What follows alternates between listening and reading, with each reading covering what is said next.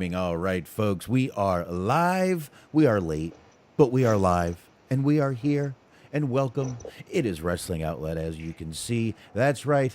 Hello. How is everybody doing? I am Boxman. Once again, this is Wrestling Outlet. Thank you for joining us. We got a lot to talk about tonight. Obviously, AEW Full Gear coming up this weekend.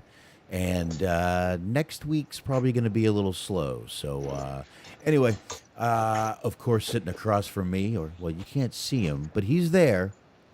It is I, the one and the only. I am Smark Wahlberg. How are you? There you go. Folks, I'm seeing him for the first time tonight, too. Look at him. Look at him. Look at him. Sexy Smarky. What's going on, man? Not a lot. How are you? Not bad, man. Not bad. I'm in pain again, but I'm okay. Yeah, I'm in a lot of pain again. But I'll deal with it. Very good. I don't know what else I can do, man. They've done all the little things they can do and stuck cameras in every place they can stick, and they don't see anything wrong. So what do I do? Huh. I don't know what the fuck to do from here, man. It's like, oh, well, I'm not going to die, so. Yay, I'm not going to die. No, that's always good news. I thought so. So, all right, folks, just to warn you, might hear my daughter come in once or twice. No one's here but me, my daughter, and my older son is sleeping. So that's it, though. So I might get interrupted. I apologize if we do. But as I was saying, next week, sorry about that, folks. Cheers, everybody. Cheers. Clink, clink, clink, clink, clink. Virtual clinking.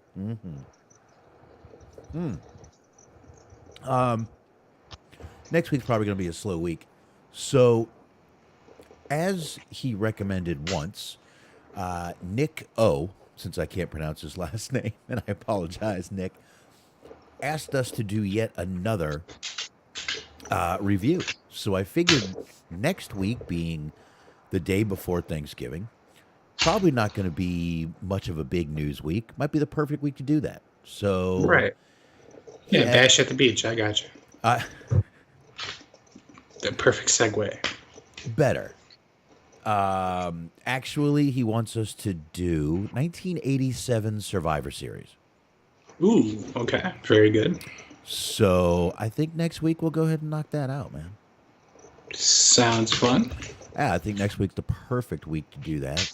Like I said, it's going to be slow, and we'll do what we did last time. We'll kind of skip the news and talk the pay-per-view, and then we'll talk the pay-per-view from this week, maybe. I don't know. Maybe we'll go on Saturday or Sunday. I don't know. It was very tough. I couldn't even get on Sunday. Which is weird because I couldn't get off Sunday. Oh, and I think that's a medical issue there. Very nice. Well, I was supposed to do Hollywood Hangout. Of course, the wedding was supposed to be all over on Saturday. Holy shit, did I drink a lot. But my wife was like, oh, I forgot. We have to meet her for dinner. And I'm like, dinner? It's a fucking hour and a half away. So we didn't even get back here till fucking 11 o'clock. Mm-hmm. And I'm like, well, now I don't want to do anything but fucking have a beer and go to bed. So that's what I did. So anyway, so that is what we'll get into next week, the 1987 Survivor Series. With Survivor Series coming up, it's actually awfully fitting. It is Survivor Indeed. Series. It is Survivor Series coming up, right? Yeah. It fucking always, perpetually. It is November, so yes. Yeah. Okay. They're going to be doing a War Games match in one of them for one of the matches. I forget who's involved because I don't watch the product anymore, but I know that they're doing a War Games match in the Survivor Series. So. Well, that makes sense. Survivor Series, War Games, it all kind of goes together very tidy. What is it that you're doing with your hands there? You're making that reverse diamond cutter signal there? Yeah, very tidy. It fits together nicely. Anyway. Are you trying to scissor me, Daddy Box? Oh, I forgot I had to go left-handed on that one. All right, now There you go. Yes. yeah, left-handed. Wrong way. Yeah, I gotta switch up hands and stuff. But and as everybody watching on YouTube can see, we've got the old, we've got a nice little thing going there. We got MJF on one side, got Moxley on the other, Full Gear in the middle. We are ramping up for Full Gear, folks. We will do predictions. I do have a question about this. I like the graphical layout here, but was having MJF on your side a conscious decision? No, not really. I mean, I could switch Part him. of the Brotherhood? I mean, I could switch him. Want me to switch him? Oh no. I'm just I didn't think about that, but there's certain commonalities involved there. big nose, Sure. I mean, you both kind of had the Jeff Goldblum thing going on. dark hair. That's right. I see where you're going. Mm-hmm. It's fucked up. Yeah. Not going to deny it. You're gonna be calling me a kike in a minute. Jesus. Okay. I don't know if I've ever used that word before. Oh, I get called it all the time on Facebook, and no one does shit about it. Very interesting. Is your dog humping something? Scratching herself, yeah. Sounds like She's using her back paw to scratch her front paw. Sounds like you got the like a bass drum or something. Okay. Just looking right at me, knowing exactly what it is that she's doing right now. Ah, very nice, very nice. Good dog, good dog. But we do have a bunch of stuff to get into tonight, obviously. We've got Dynamite to talk about there. Oh, look, we're not where we should be. Let me drop this down a little bit here, folks. That should do it. Yeah. One more. There we go. Okay, we've got Dynamite to talk about. We've got Full Gear to get into. We've got the Nick Aldis thing to get into. We've got Tyrus to talk about. Oh boy, do we have some stuff to talk about tonight. You know what? I guess we can just kind of get right into the Tyrus thing now. The Nick Aldis Tyrus thing. All right. I guess you can't really get into the Tyrus thing without getting into the Nick Aldis thing. So apparently, Nick Aldis is no longer with NWA, when Billy Corgan's association. And it's very weird what's going on between them, Smark. I don't know if you've noticed, but Billy Corgan seems to think this is like a work, but he's not in on it. And It's always a good sign. And all this is like, no, really don't want to be here anymore, and I'm really leaving. I'm not working anything. So it's kind of weird, the little thing they got going here. But basically, Nick Aldis went on a podcast and was giving some of his views on what makes wrestling toxic and how it's the fans and this and that. And he was also shitting on the NWA product a little bit, which Billy Corgan said didn't piss him off very much. Billy Corgan went on, what was he on, Busted Open? I believe so. They'll take anybody, won't they? So Billy Corgan was on Busted Open, and he was basically like just rattling on about bullshit and I don't know what he's working here, but it's not working, but I don't know if he's working. I hope he's working. I kind of want him back. I understand if he goes to WWE, but I think I want him back. It was very. Did you hear any of it or listen to any transcripts or anything of it? I heard him say that he was hoping that it was a work, but he wasn't involved in it. Yeah, and pretty much like you said, hoping it was a work, but it doesn't look like it is. It obviously, not only that, but the whole Empower pay-per-view. I guess Mickey James had a lot to do with the first one there. And when Billy Corgan decided not to do a second one of his reasons was there's just not enough talent out there. Well, we know there's tons of women's talent out there. that would do very well in that pay-per-view. But I think what he was saying, Billy Corgan, was that fucking pay-per-view didn't make me a goddamn dime. He has said before that pay-per-view actually cost him money. Mm-hmm. So I don't know, man. It was a weird thing, but Nick Aldis was supposed to be at this Hard Times, baby, pay-per-view. And instead, they replaced him with Tyrus. So it was going to be Nick Aldis and Trevor Murdoch, correct? That's right. Which turned out to be Trevor Murdoch and Tyrus, which is a little weird because Tyrus's real name is George Murdoch, so you had Murdoch versus Murdoch. In a way. That sounds like a bad 70s TV show. Murdoch versus Murdoch. It actually seems like a TV show that you'd be quite invested in because it seems like some sort of a cop show. I would probably love it. Everyone else would be like, "How do you watch that? It sucks." Mm-hmm. Like every other show I watch, same thing. So Tyrus wins the belt, Smark. Boy, does he ever. And motherfuckers lost their mind. Which is amazing because the amount of people that were upset about this is not parallel to the amount of people that watch NWA. It's really not. It's really not. And you know, I'm gonna go ahead and say what I think, and I'm not saying everyone, but I think some people, possibly even a lot of people, hate this man for his politics.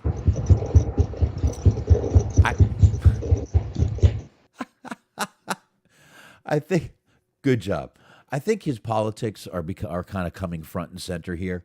I think people are kind of more pissed at him for his political stance than anything. Now, listen, I know, and I'm not defending anything that Billy Corgan did here. And by the way, I'm not. I put no blame on Tyrus for this. He was told to go out there and do a job, and he did it. But let's be honest. Trevor Murdoch wasn't exactly making waves for NWA. And who else does Billy Corgan have that could even put that, give a name to that company at all? Tell me, who? I mean, Tim Storm, I bet. I bet you he's still there. All right. Tim Storm, but, I mean, Ricky Starks, gone. Kingston, gone over at AEW. AEW fucking took all his fucking talent that was worth a damn. No one at that company is going to be able to get any buzz. Tyrus is getting not the greatest buzz, but he's getting buzz. And I think this is more what Billy Corgan had in mind, was something like this. Tyrus on Fox News with the belt over his shoulder, smiling on Greg Gutfeld's show, which is a very high-rated news show, whether people want to believe it or not, it is. I don't know. Publicity stunt, maybe a little. Again, I don't put any blame on Tyrus. He should be smiling like that. Look at him, cheesing like a motherfucker, as he should be. So, I don't know, Smark. Tell me some of your feelings on this whole thing. I mean, I'm with you. I was trying to bring up the roster to see who they even have on their fucking roster at this point. But yeah, like you said, who else can they really put the belt on? They're not necessarily brimming with talent at the moment. Well, hold on, I spoke too soon. Apparently EC3 is on board. I thought he was at Impact. Wait, he is? I don't know. The NWA website takes me to an ad for a Fight TV pay-per-view. I'm assuming, this is one that just happened. Yeah, EC3 was on the card. Oh, yeah, I see that. It keeps scrolling, so I can't figure out who he wrestled, but... Yeah, I see that. It is scrolling like a motherfucker. Stop. Go back. Okay. This is the worst fucking belt website I've ever seen. This is the problem. It really is pretty bad. Wow, it just keeps going past you. Like, oh, look at that. That's not a bad... Wait. Yeah, they don't really have a roster page, but that tells you right there. There's no one else that. I mean, the only person you could put that fucking belt on that might get a little bit of fucking play out there, Matt Cardona, maybe. Potentially. I mean, who? What are you gonna put on fucking Ricky Morton? Why not? Fucking Robert Gibson, he can't even fucking see. You're gonna put it on him? No, no. But Tyrus did hit back at some of the haters, Smark, and then you can continue. He said, "I know what the woke haters troll cheer for." I'm speaking this exact words. Their booze and hate builds my self-esteem, gives me focus, makes me strong. I'll keep winning, y'all. Keep watching the New York Times best-selling author, #1 late night show, and new at NWA World Heavyweight Champion, Tyrus Smash. Nuff said. So there you go. So Spark, you saw. I mean, look, we're a few days away from it now. I saw everybody was freaking out over the weekend. Pretty much everyone lost their fucking mind over this, and I'm like, God damn, all this over fucking Tyrus. I don't know, man. Go ahead, Smart. Let it roll. When was the last time this belt actually meant anything? When Shane Douglas threw it on the ground and called it a piece of trash? Yeah, probably. Like, I mean, really, like, the people are acting like it's not like he's tarnishing something that actually matters still. I agree. #1. Listen, I get the guy's not a very good wrestler. He's entertaining. I get that. We were expecting this monster heel to come out in WWE. They gave us these awesome vignettes where, it was like, oh, Brodus Clay. And then he comes out and it's like, Funk is on a roll. It's like, what the fuck just happened here? He's the old Funkasaurus. Yeah, the old Funkasaurus came out. We were all like, what the fuck is going on? Is this a joke? Is this a rib on us? But guy's not great in the ring. I'm going to tell you right now, I don't know if you've ever watched NWA. Not a lot of them are. It's actually kind of ironic because he probably doesn't even believe in dinosaurs. Probably not. He might not. I don't know. I don't know his dinosaur stance. Mm-hmm.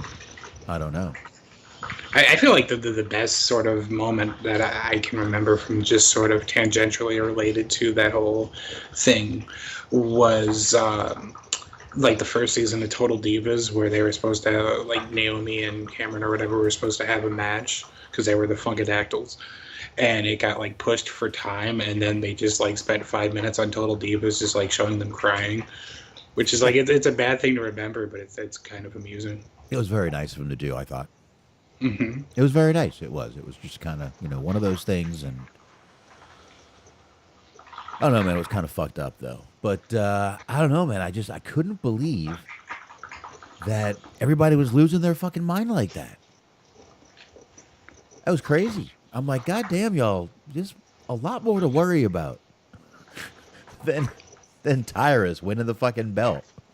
Yeah, I mean, that's the thing, is, like, just to go back to what I was saying, like, the people who are complaining about it, a lot of them, the loudest ones, don't watch fucking NWA. Who does? They don't watch NWA anyway.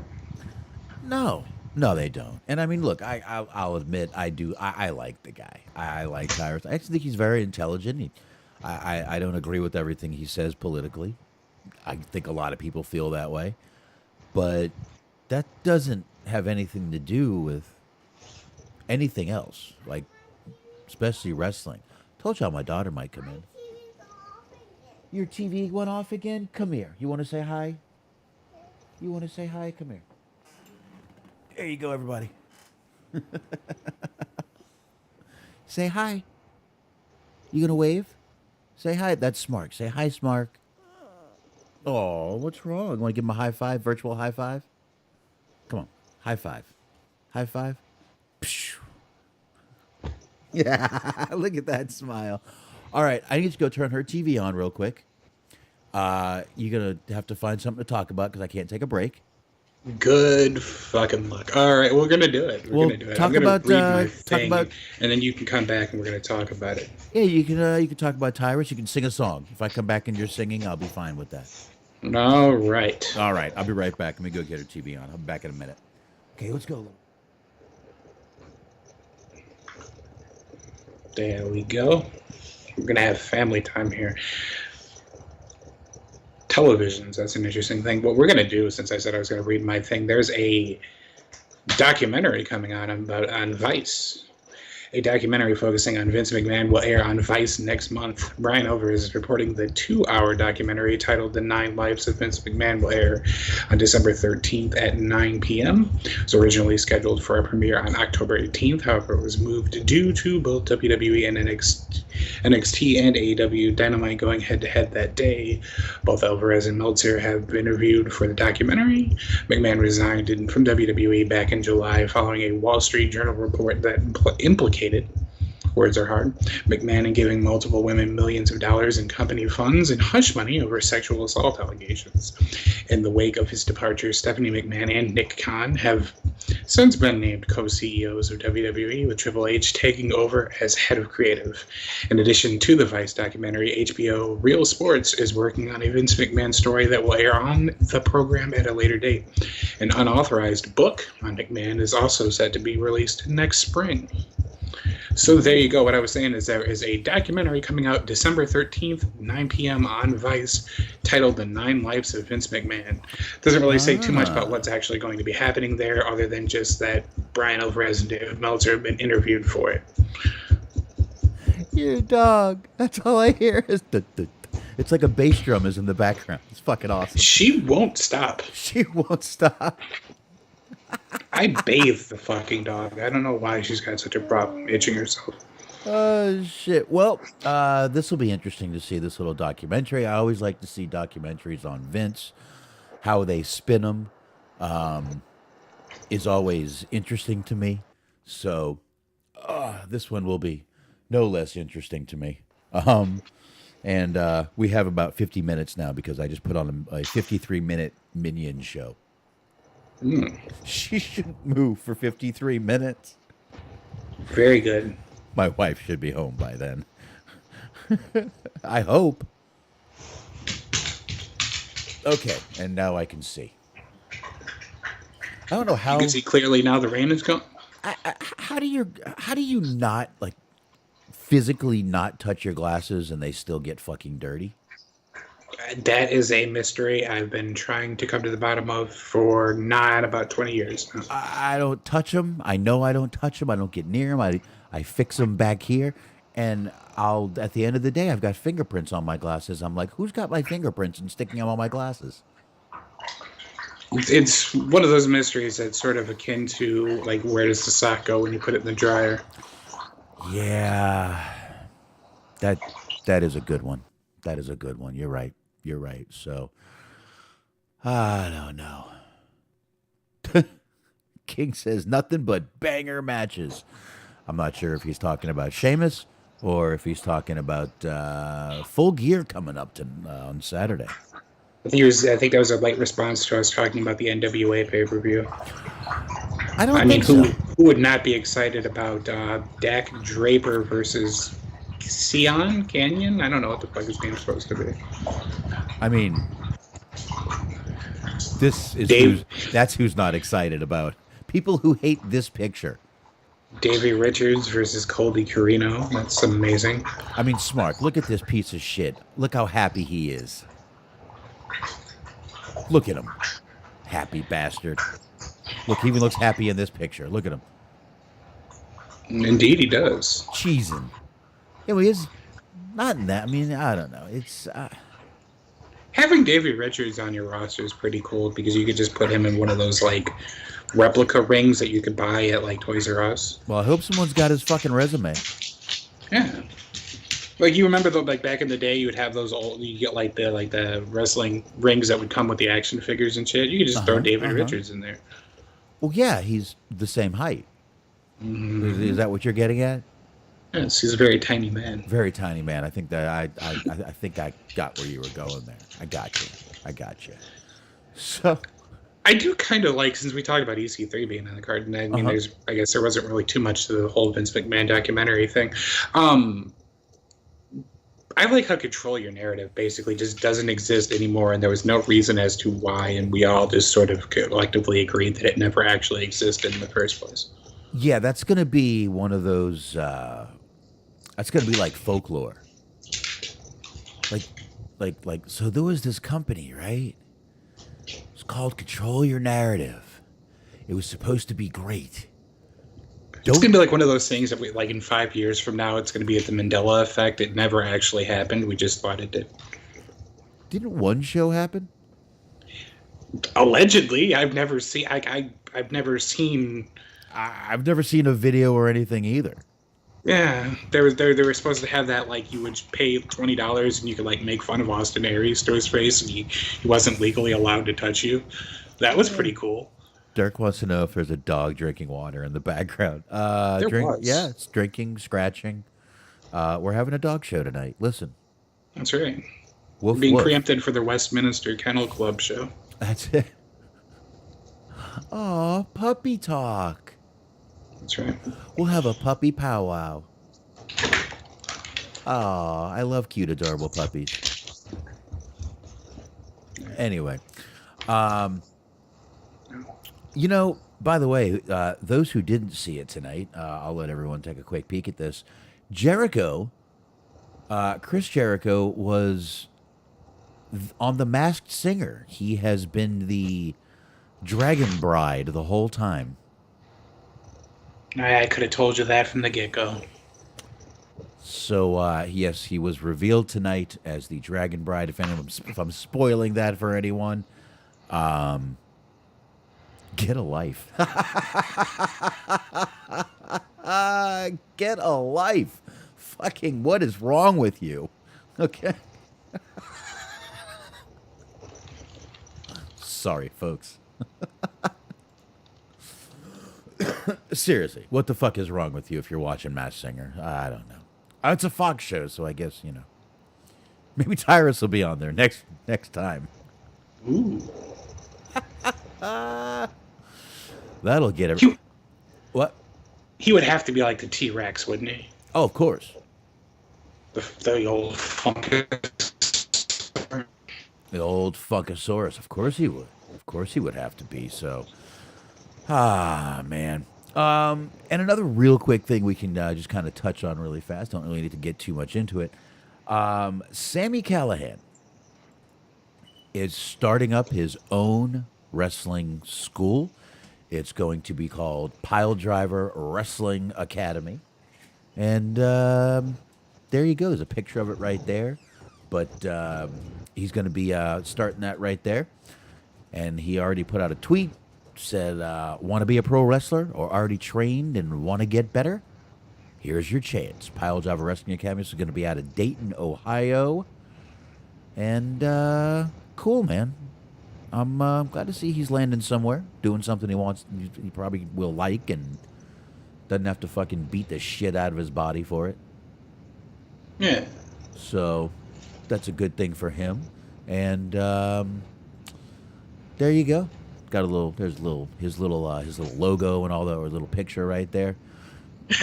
So I don't know why, but that just sounds mildly condescending. Like, oh, I see he's got his cute little logo. He's trying his best. He's doing what he can. Well, I mean, I actually like the Piledriver. It looks kind of Metallica-like. Yeah, kind of. I can't hear Piledriver without thinking about the old wrestling album. Is it Piledriver or is it Piled River? Maybe that's it. That's the problem. Is it's actually supposed to be Piled River. Yeah, now I'm looking at it. I think it might be Piled River Wrestling Academy. Yeah, like Pearl River, like we're from Ahmed Johnson's. Right? Well, I mean, you know, he's got Wrestling Academy 2 words, and with the R there, it looks like Piled River. So anyway, Wrestling Academy, of course, is my favorite Michael Winslow film. Right. That.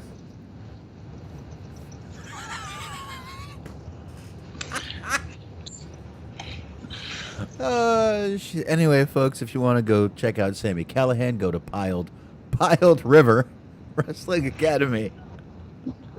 That would actually be pretty great. That'd be like a great thing to say when you show up there for your first day of class. Like, is this the Piled River Wrestling Academy? Where's the river, dude?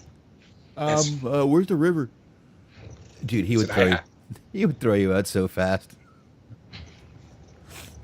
What are you Like, talking? I was here to roll around with men in a river. What are you? What the fuck talking is this about? wrestling business? What are you talking about? A river? Oh, I was listening to Boxman and Smark, and they said you had something with a river piled up. I do like the idea that he wouldn't say who to that. He would just automatically somehow know who we were. I do like to believe that he is listening somewhere. Oh, you do? Okay. I mean, there's no proof that he isn't. There's no proof he is True. either, but I guess that's neither here nor there. But there you go, man. Sami Callihan starting his own school, Piled River Wrestling Academy. Is this going to be? We were talking about a couple weeks ago. There was my idea, of which you turned it down. That we should just like start shit with a random wrestler to gain traction. Is this going to be what happens? Is this our golden goose? Is that we just end up getting into a beef with fucking Sami Callihan because we keep mispronouncing his wrestling school? No, I think he'd laugh at it. Perhaps. I actually don't think he would mind it. I think he would actually laugh at it. The old Piled River Wrestling Academy. There you go. So, folks, let them know. You heard about it from right here. That's it. You can call us Wrestling Outlet. So, it's sort of a French-Canadian thing. Yeah, I was listening to the old Wrestling Outlet, and they came out and they said you had a piled river. What the hell is a piled river? You went full Irish there. You turned into Seamus mid-impression. I don't know why, but I did. And then I went with it. Mm-hmm. Anyway. All right, what else we got to get into tonight? We only have a couple more things, really. I wasn't planning on doing a shitload of stuff tonight. Holidays coming up and all that good stuff. But I guess Scarlett had a little incident at a house show over the weekend. Ooh, wow, look at that. I guess a fan, not a male fan this time, a elderly woman fan ended up throwing a drink at Scarlett during the Karrion Kross Drew McIntyre match when she was out there. And I guess she was hit by what was later to be found out to be a cup of alcohol thrown by a fan right after Scarlett slapped Drew McIntyre. And she was playing to the crowd, and some lady just threw the plastic cup all over her. Security ran over. There was some brouhaha, and they threw out her and her whole family. And Scarlett took to Twitter and basically said, here was her response: as a classy woman from Chicago, I'm not surprised that something like this would happen in Peoria. P.S. To the granny who threw the drink, your booze was as cheap as your hairdo. So, there you go right there. And they had a little picture the whole time of, basically all you saw was the guy cleaning up. There you go. The guy cleaning up around the ring. Hi, Lene, what's wrong? You peed. Well, this is awkward, because so did I, so I don't know where we're going to go from here. Well, one of you is wearing a diaper, one of you is not. I hope only one of you is wearing a diaper. Don't make assumptions.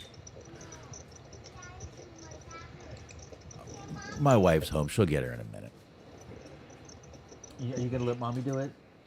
Let's see. No, me do it. Daddy's doing something. Daddy's talking. Can I talk? You want to talk? You want to talk? Come here and talk. Come here, right here. Mommy can't do it. Come here, talk. You want to talk? Come here. Come here. Come here. Okay. You talk. Are you going to talk? No. You got to talk. Say hi. You got to talk. It's okay. I don't either, so it's all good. Say hello. No. You said no. No. Everyone heard you say no. What if I tickle you? What are you going to do then? No. Yeah, I tickle you. All right. Go ahead. Go with Mommy. Ah. Ow. All right. right. Love you. See you soon. Okay. Sorry about that. What am I going to do? I either get mad or I just work it in. That's right. What else am I going to do? So, anyway. Uh-oh. Oh, she scratched her leg on my chair. I don't know. Anyway, yeah, there was the guy cleaning up from Scarlett, the drink being thrown. And it was funny. Everyone's like, we've got fan video. It was a still shot of this guy. This was the fan video right here. Just some guy trying to do his job. Just some guy doing his job, dressed in all black, just in case he gets caught on camera. Or he's a big Johnny Cash fan, one of the two. Could be. I don't know. My dad's a big Johnny Cash fan, but my dad also dresses like Elvis. Kind of surprised that there's never been like a janitor gimmick in wrestling. Well, I mean, Duke the Dumpster Drozy's sort of janitorial services area. Perhaps. I guess that's about as close as you can get there. I would go with that one, I guess. He was Sure. kind of a garbage man, so yeah. And my dad did dress as Elvis for Halloween, by the way. I thought you were going to say your dad dressed as Duke the Dumpster Drozy for Halloween. It's like, wow. No, he It's dressed an as elaborate costume. No, dressed as Elvis. Came to work, dressed as Elvis. Halloween. My dad did. I got to take umbrage with that, because if he's an Elvis impersonator, then does that really count as a Halloween costume? Yeah, because he's not really an impersonator. He doesn't do it as a job. He just gets dressed up like Elvis. I probably should have showed you all the picture. I could send it to myself real quick. If you really want to see it, I'll do it as we're talking about something else. We don't really have that much more to talk about, actually. We talked about Scarlett. If you're really quickly, we can get into this little AEW video game, AEW Fight Forever. First of all, it was being rumored that it was coming out on some streaming services, video game streaming services. Don't think that's going to be true.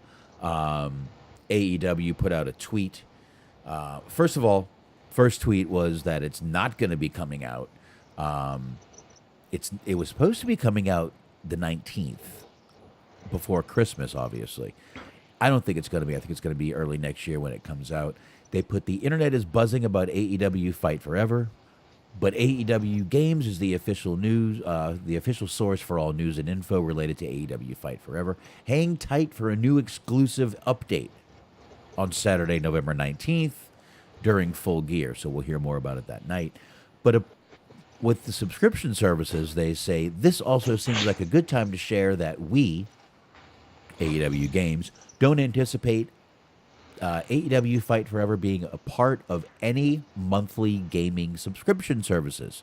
Fight Forever will be available in store at your favorite retailers or online. Reserve your copy today. So, it's not coming out on time, A. B, it's not going to be on any of those subscription services that everybody was talking about, even like Steam and stuff. No, it's not going to be. And CM Punk is probably going to end up still being on the cover of the game. That's a good sign. So, there you go with all that. What do you think? I have a lot of reservations about like this. The game doesn't look good, but I mean that's not necessarily a problem if the gameplay is fine. But I've just the kind of limited information we've been getting about it just sort of seems kind of suspicious to me. But we shall see. I think they're kind of going the wrong way about this because I feel like the best way to get people interested in your game is to make it as available as possible. Right. And if you put it on those sort of the streaming services, the Game Pass, the PlayStation Now, all that kind of stuff, or PlayStation Plus, it's not PlayStation Now anymore.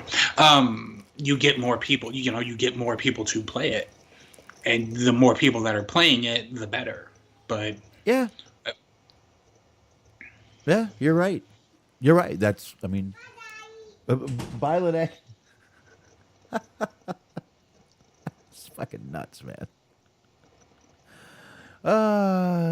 shit. Oh, SBC in the house. What's going on? King says Pence, yo. Oh, we're not. Please. Yeah, I mean it's fair though because it's the YouTube. I'm not even create a separate YouTube now. There's no doxing going on. Okay. You're right. You're right. Anyway, yeah, I'm kind of with you, man. The game does, and it does keep getting pushed back and pushed back and pushed back. So yeah, you can. I get where you'd be a little skeptical on what the fuck is going on here. So, and you're right. It doesn't look great, but they said those weren't final gameplay graphics. Yeah. So we can only hope they're not really gameplay graphics. And we'll see what happens when it comes out. I mean, I'm sure a lot of people will be putting videos up there of the game. So we'll know as soon as it comes out what it looks like. You know they wanted to get that fucking game out there for Christmas. And I hate to say, but with Kenny Omega kind of just not wrestling, he should have had a lot of time to fucking work on this thing for the past couple months. Sure.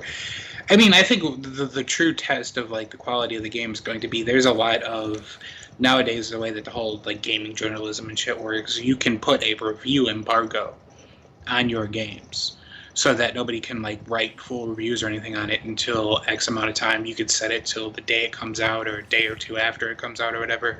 If they do that, I think that's going to be the true indicator of like this game's going to suck, avoid it at all costs. But we shall see. I feel like what they should have done is I feel like they should have emphasized more of the online aspect of it, of just like making it like specifically kind of emphasizing the online component of it and like trying to put it out there like how the more popular like online games are, like the Call of Duties and Fortnites and shit like that, where it's just more of an emphasis on player versus player online than like anything else. Right. Yeah. Yeah. Which, yeah, I mean, that's kind of what GTA's whole thing is all about. Mm-hmm. And they actually said GTA 5 for the first year in like, what was it, 9 years? Sales are down.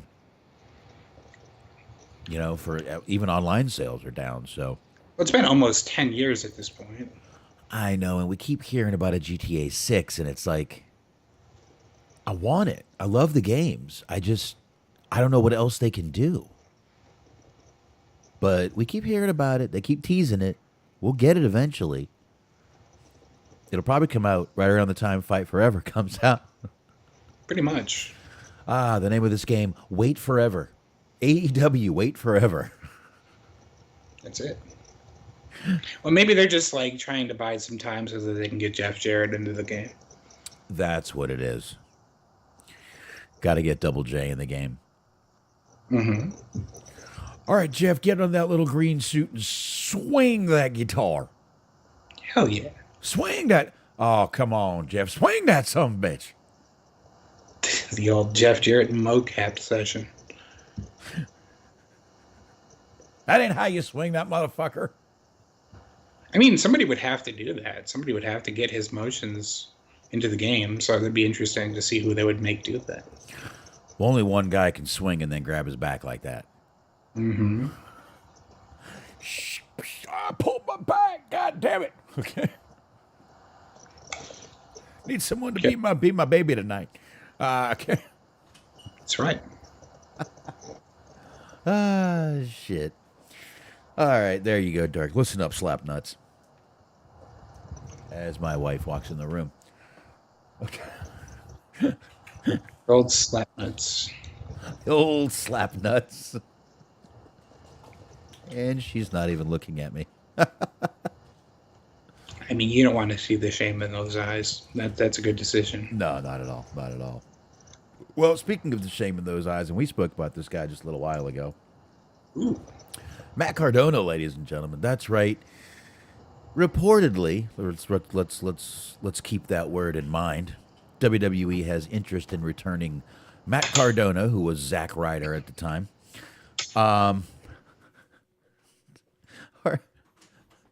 Oh, I wasn't sure if you were laughing. I'm like, is he laughing that hard? Okay, you weren't. Okay. A bit of a cough there. Oh, I thought you were laughing so hard you couldn't breathe. Yeah, so now he has said if he came back, he would not want to be Zack Ryder. He said Zack Ryder is dead. Well, first of all, his real name is Matt Cardona, I believe, correct? Yes. Yeah, he ain't getting that. He ain't getting that. Listen, I know it's a new regime now, but Matt Cardona doesn't seem like he just doesn't seem like the kind of guy Triple H would look for to me. Does that make sense in any way? The name or the talent? The talent, the person, the personality, the man. The man. The man. I don't know. I mean, he's done well in the past, but like, it'd just be a matter of seeing how he could like tailor what he does to the WWE audience, because like part of his whole GCW aesthetic that was so good was that he was like a former WWE guy, and he, basically kind of doing what Jericho was doing, and to some capacity of being like the sports entertainer that's sort of getting into the company, sort of violating what it stands for and stuff like that. Well, I just figured WWE needed a pool to use. Well, but of course. And they're like, hey, we could just hire him back for a week or two, just embarrass the shit out of him. And then we'll fire him again. That very much was one of my favorite things that we've ever read on this show. Was just the article of him they fired him, and then like weeks later they asked to use the pool, and then like the next paragraph is him talking about how like nice Otis is because they came to film at his pool because he was not allowed to say no. Yeah. And they didn't even ask him, they asked his girl. They asked Chelsea. Mm-hmm. They couldn't. Who had a job with him at the time. Yeah. And she said yes, and then they fired her too. So, and by the way, this could all be stemming off of the rumor that they're looking at Chelsea Green. Somebody might have said, "Well, they're probably looking at Zack Ryder too, Matt Cardona." So again, let's grain of salt this story. Definitely is all I'm saying. I don't know, man. I feel like if Triple H brought him in, it would be to embarrass him again. I'm sorry. There's certain guys I feel like Triple H just did not personally like. For some reason, I feel this guy was one of them. Chris Masters, he obviously didn't fucking like at all. No. No. I mean, just that one line ruined his career. The line about him, losing, 30 pounds of muscle in a month or something in 30 days. That line right there killed his fucking career. It did. It fucking crushed him. And Triple H didn't give a fuck. Yeah. Old Triple H. But so I don't know why. I just feel like Zack Ryder, that's probably who he thinks of him as still. For some reason, I don't think he would be a Triple H guy. Maybe he is. I could be completely wrong. I'm guessing here, obviously, speculating.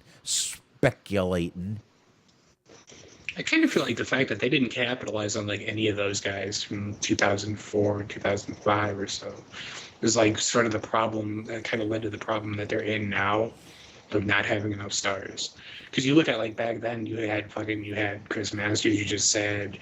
You had Shelton Benjamin, you had Carlito, Ken Kennedy. They didn't do anything with any of those guys. No. And like now you got the problems that you got because the stars that you were supposed to have, that you were supposed to turn into main eventers and like live off of for the next 10, 15 years, you didn't do shit with, and now you are where you are. You are where you are. Exactly. Which, I mean, they're making money fucking hand over fist, so it's not like it's a big deal for them, but... No, they don't give a fuck one way or the other. But King says there are talks. Stardust will be returning. Do you know how happy I would be? I would be elated. I don't, revel in the misery of others, but... Okay. But if Cody were to go back to that company, have this big, huge, oh my God, Cody, Cody, Cody, Cody. And then he gets hurt, then he leaves, and he comes back as Stardust, and which is what he didn't want to be in the first place. I don't know why. I just think that would humble him and put a chip in his ego. And for some reason, that would tickle me. That would make me giggle. That kind of giggle. That one. I I don't know do sort why. of take delight in people's misery, so I'm a small and petty man, so I would enjoy that just as much, if not more. But I'll do you one better. How about Stardust and like the Venus Vixen or something? You get like Brandy Rhodes, you put her in the Stardust makeup too. You have them do their fucking little reality show, and you just see like their eyes just completely dead inside while they're putting on the makeup. Oh, I say it's Stardust and Starman. She would be the man in this scenario. No, you'd have to get Joey Janela to be Starman. Ooh, He was Starman. there's a starman waiting in the sky. As we talked to him about when me and Shaheen talked to him, he was the guy that got thrown out of Raw in the Starman outfit. That was Joey Janela. He's a good lad. Yeah. Let's see. King also said, all I know is that Triple H WWE run has been a failure, lowest ratings in WWE history. Many people expected why to fix, but it's nothing but of a... Listen,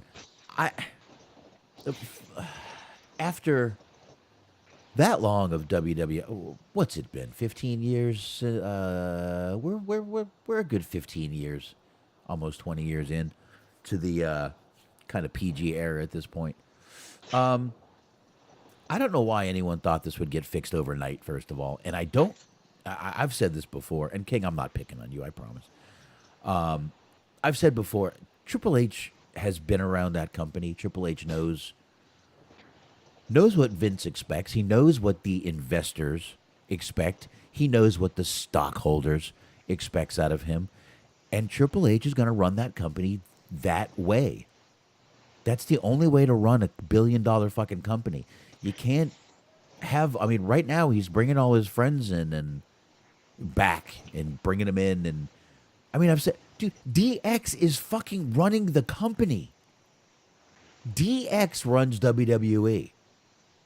You've got Triple H running the fucking company. Sean is running NXT. Fucking Road Dogg is running the rest of it. Fucking the New Age Outlaws and DX are running WWE. But they've all been around. They know the system. They're a cog in the machine, dude. And that's just what it's going to be. And again, you can't fix it overnight. It's not going to work. You got to get people back, first of all. Yeah. And that is no easy task to get people watching again. Listen, I've been tempted to go back and watch again, and we're what just over a month in, or 2 months in, and I'm already hearing, well, we're back to the same old shit. And it's like, God damn, dude, really? I mean, I watched, I think it was, the second week that he was in charge, because I heard it was better the first week he was in charge, and I watched it, and it was better than what it had been. But at the same time, I worded that sentence for a very specific reason and in a very specific way. I watched the second week. Yeah. That's it. There was not enough for me to be like, all right, I need to keep watching this. It's like, all right, it's better, but it's still kind of boring. Yeah, that's kind of how it's going to be, man. It's not I don't know. I never expected it to be fixed overnight. And I said this years ago. You're not going to get Triple H or Stephanie to fucking go against the grain enough. Again, they've got investors to answer to. They've got stockholders to answer to. They've got a board of directors to answer to. So it's the same publicly run company it was when Vince was there, just Vince isn't there. It's the same worries. It's the same problems. Yeah, you're going to get a few things different. You're going to get some people that are different. You're going to get some pushes that are different from people that Triple H likes and that Vince McMahon doesn't. But really, I mean, look, I may not watch, but I listen to Solomon, or I listen to a couple other fucking podcasts. John Pollock and Wei Ting do the review. I listen to all that. So I do still hear about the fucking shows. They don't sound much better to me. I hear the Raw reviews and I'm like, same old shit. Same old shit. So it ain't going to fix itself overnight, number one. And number two, you would have had to get a regime that's never been in WWE before, never been in that fucking, machine. That's the only way that company was going to change. You're not going to get someone who's been in that fucking cog the whole time to fucking, break out and do something completely different. It's not going to happen. It's just not going to happen. So, got anything on that? It sounds about right.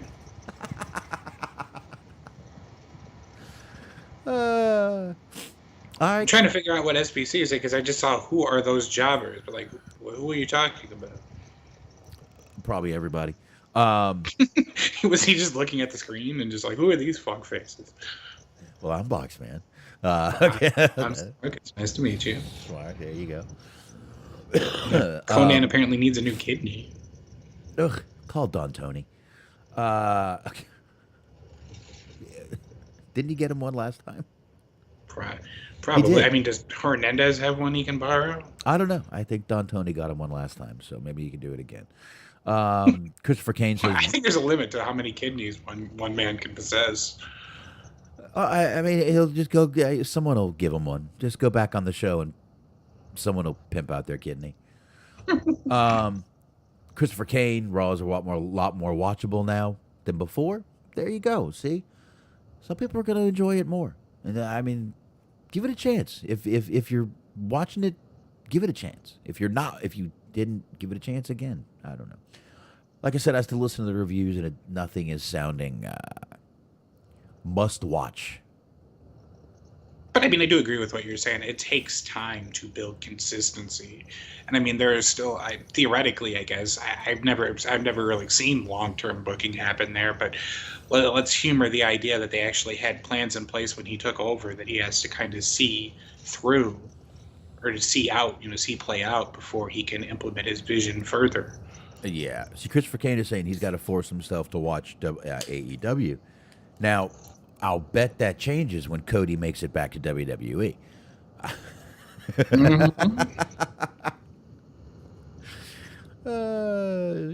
Shit. All right. AEW is doing well. I like the AEW shows right now. It's just, we've said before, we were basically just sitting there and shitting on WWE, and I felt it was getting old. So we stopped for a while. Well, you never know. We may go back. Never know. I mean, Royal Rumble's coming up. We'll probably watch that. Survivor Series coming up. I always like those matches, too. Mm-hmm. So, might check that out. Ooh. Interesting. My chair is just spinning over here, my armrest. Oh, anyway. So, yeah, all we really got left is some AEW shit to get into from what I can see here. Yeah. Talk AEW, talk a little bit of predictions, and I think that's all we got. And, of course, AEW was pushing this, by the way, folks. They are going to London in 2023. So, all night, they pushed this a few times over the night, but that's pretty cool. They're all going out to London. That'll be a nice little... This will be their first, I believe, overseas show they've ever done, correct? I believe so, yeah. I believe so. So, figured I'd just pop that up there for you guys. That's one of those things that's a good thing and a bad thing. It's good for, like, the European fans, and it's good for them that they're expanding their outreach and whatnot, but it's almost a guarantee that it's going to be a tape show, and tape shows, regardless of what company, are never as good. And we'll get spoilers. Mm-hmm. Yeah, there'll be spoilers out pretty early. I hope to God that they have a fucking phone booth, like, on their entrance ramp, too. The old red, old school, the old-timey ones. I just love how they just like that's the WWE side is that they just think of anytime they think of England, they just think of like three different things, and like every one of them is like a decade or two old at least, several hundred years in some cases. But it's just like you got the phone booth, you got like Big Ben. They'll probably put like a cardboard cutout of Austin Powers up there at some point. A Mini Cooper. Yeah, a Mini Cooper, of course. Fish and chips. I love fish and chips. Anyway, are you saying they're stereotypical? Yeah, oh, absolutely. Oh, you're saying they stereotype. That is a very observant observation. And true, by the way. They are very stereotypical. But yeah, that will be pretty cool. And you're right that there is a couple of things. That show is never as good. But that's a WWE. They may pull out all the stops over there for AEW. So we'll see what happens. I think most of their roster can travel overseas legally. I believe. Hey, I noticed the Usos got over to Saudi Arabia. Yeah.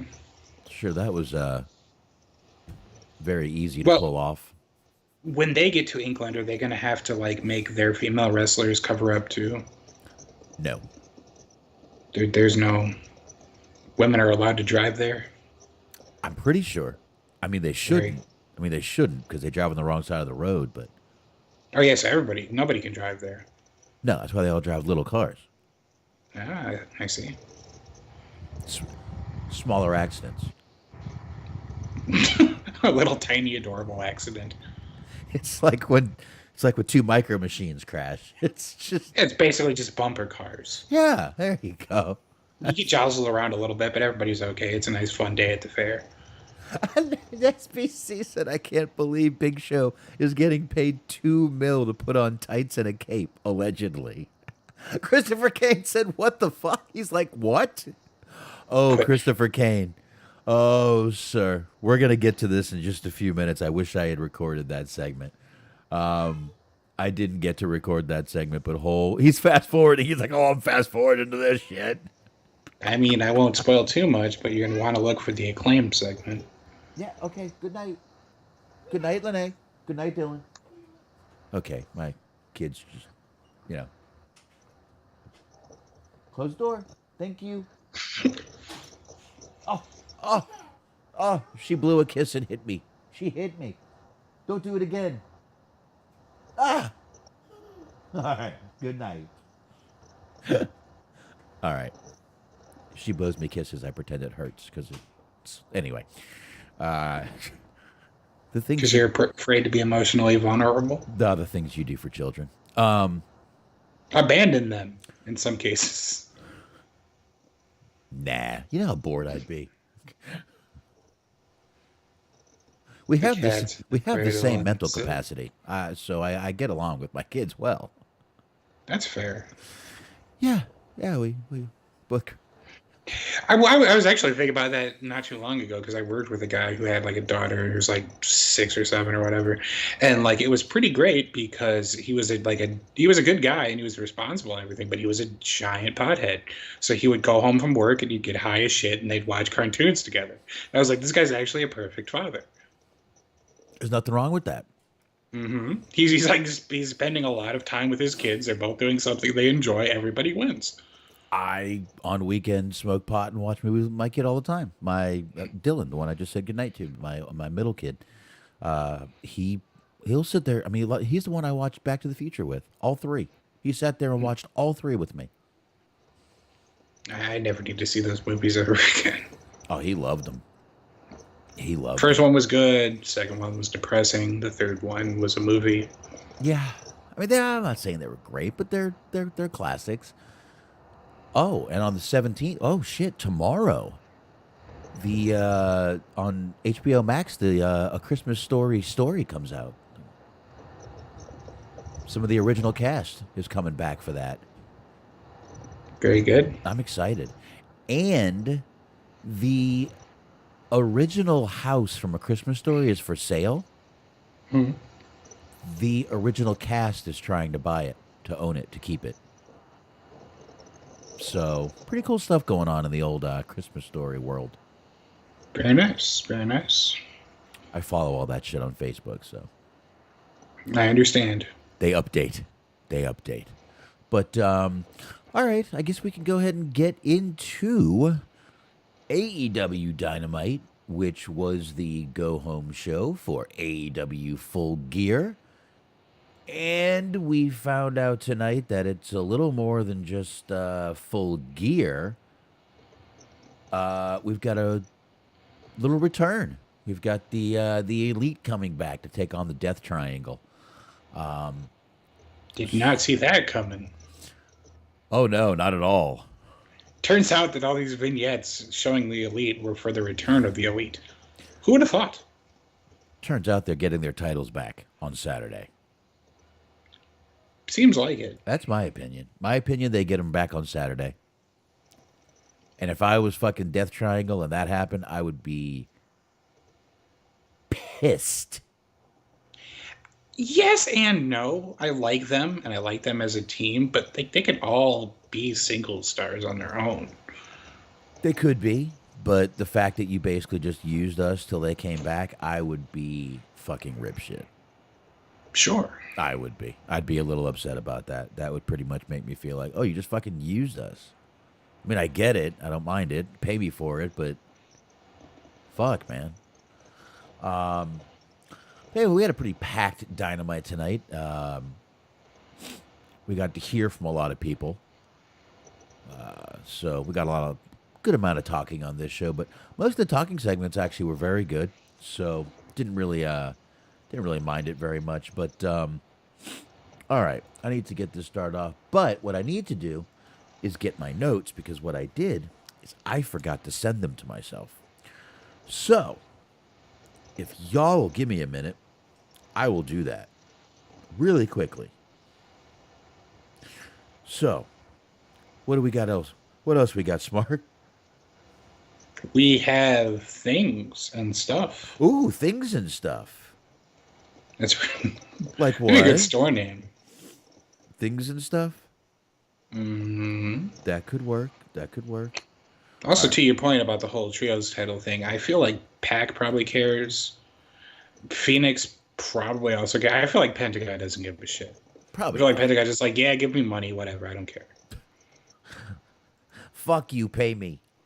Like, I mean, he's worked for, I mean, so has Phoenix, but he's worked for AAA, he's worked for Impact.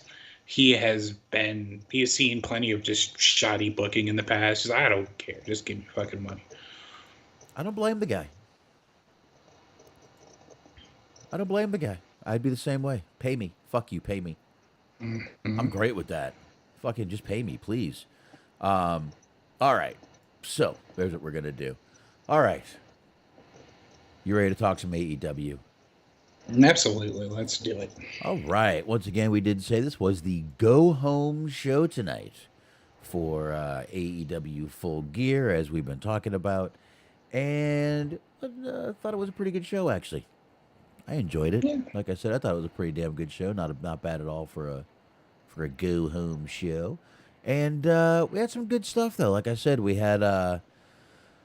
I did miss some of the first match. I'm not going to lie. I had a little bit of issues getting logged on tonight. And but I do know it was Sammy Guevara and Chris Jericho versus Bryan Danielson and Claudio. I missed about the first 5 minutes. I had to restart my Fire Stick. I see. You had to rekindle your fire stick? Yes, it did. But I came back and basically Bryan's chest looked like a fire hydrant. It was that red. Like his chest was bright red. So that's when I came back. And I even missed the winner of the match. It's Claudio and Danielson won. It was okay. I figured they would, but yeah, there was a point where Bryan's chest just looked fucking awful, man. It was crazy how bad his chest was looking. So we had that. And after that, we had a little promo from Moxley for the Moxley versus MJF match, obviously, which I'm not quite sure where they had to play that because we were getting Moxley and MJF at the end of the night. So, whatever, I guess, right?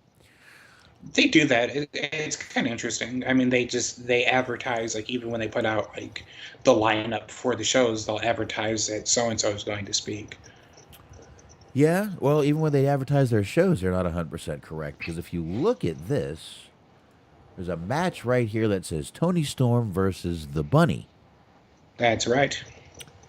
Obviously, that was Tony Storm versus Anna Jay, which we'll get to in a little bit. So, Are you cards. implying that Tony Khan's racist? You're trying to say that he thinks that all white people look alike? No, cards subject to change, folks. Always. Yeah, apparently there's illness. Right. She couldn't do the match because of illness. She had been injured for the last couple of months. I think it was a neck thing, apparently. Shouldn't go into great detail about it, but that's what ended up happening. You almost think she might not have got cleared. I mean, maybe. that's I guess that's a potential possibility. I looked at it as she had COVID, so I mean, there's all kinds of potential possibilities. Which, That's I mean, it's all possible. just reckless speculation, but who knows? Of course, of course. Now, my internet went out for a little while again, and I came back, and Jeff Jarrett was ranting and raving in the camera. Of course. I don't even know about what, but he was. So that's when I came back. But anyway, my internet did not go out again after this. And I'm glad because we got the Acclaimed out there, folks. Of course, we had the Acclaimed with, there they are right there, Scissor Me Daddy ass shirts and all. They came out to debut their new video. I believe it was called A Hand for a Hand. That's right. This was fucking hilarious. They had a parody of Keith Lee and Swerve. These two guys. One of the guys actually looked like Swerve. The other one did not look like Keith Lee at all. I feel like the low effort portion of that is what makes it funny. Because, like, yeah, the guy kind of vaguely looks like Swerve, but then they just got just a random fat guy to be Keith Lee.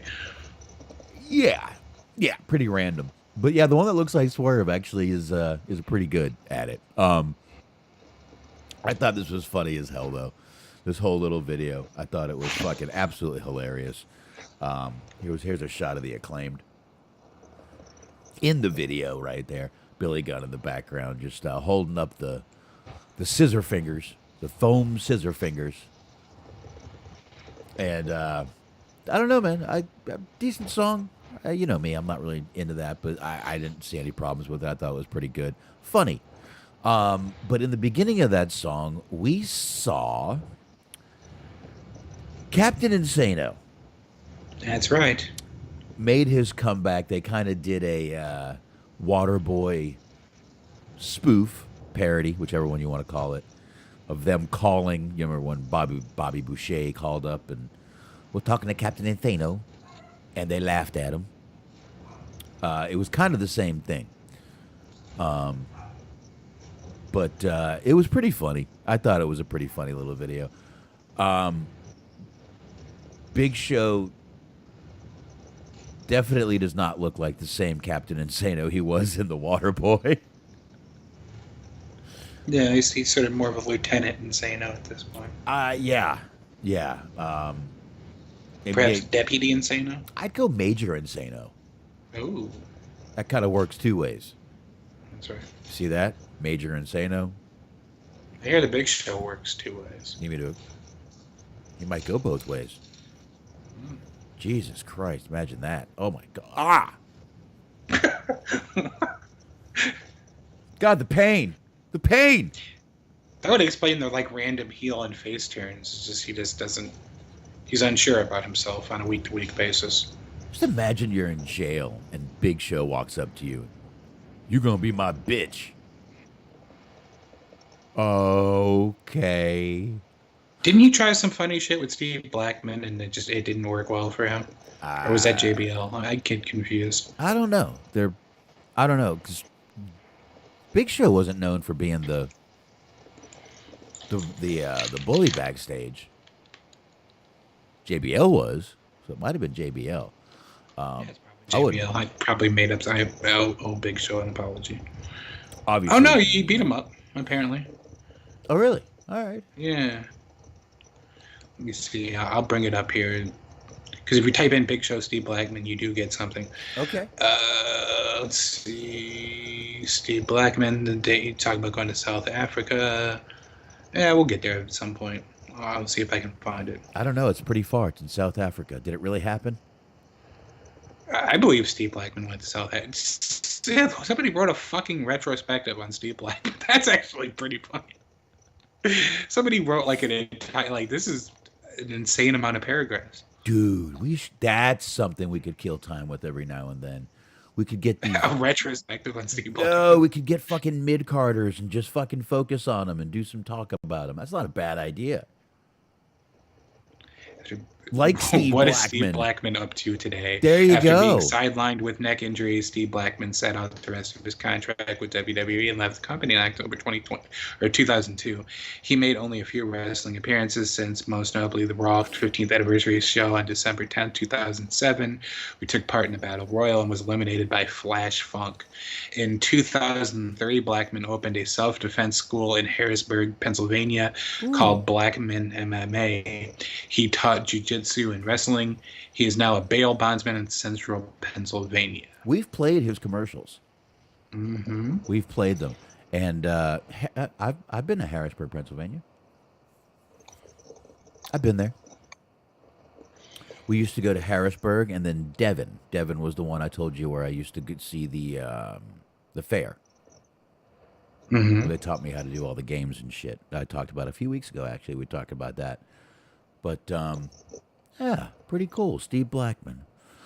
I wouldn't fuck with Blackman. Blackman's like the fucking Chuck Norris of wrestling.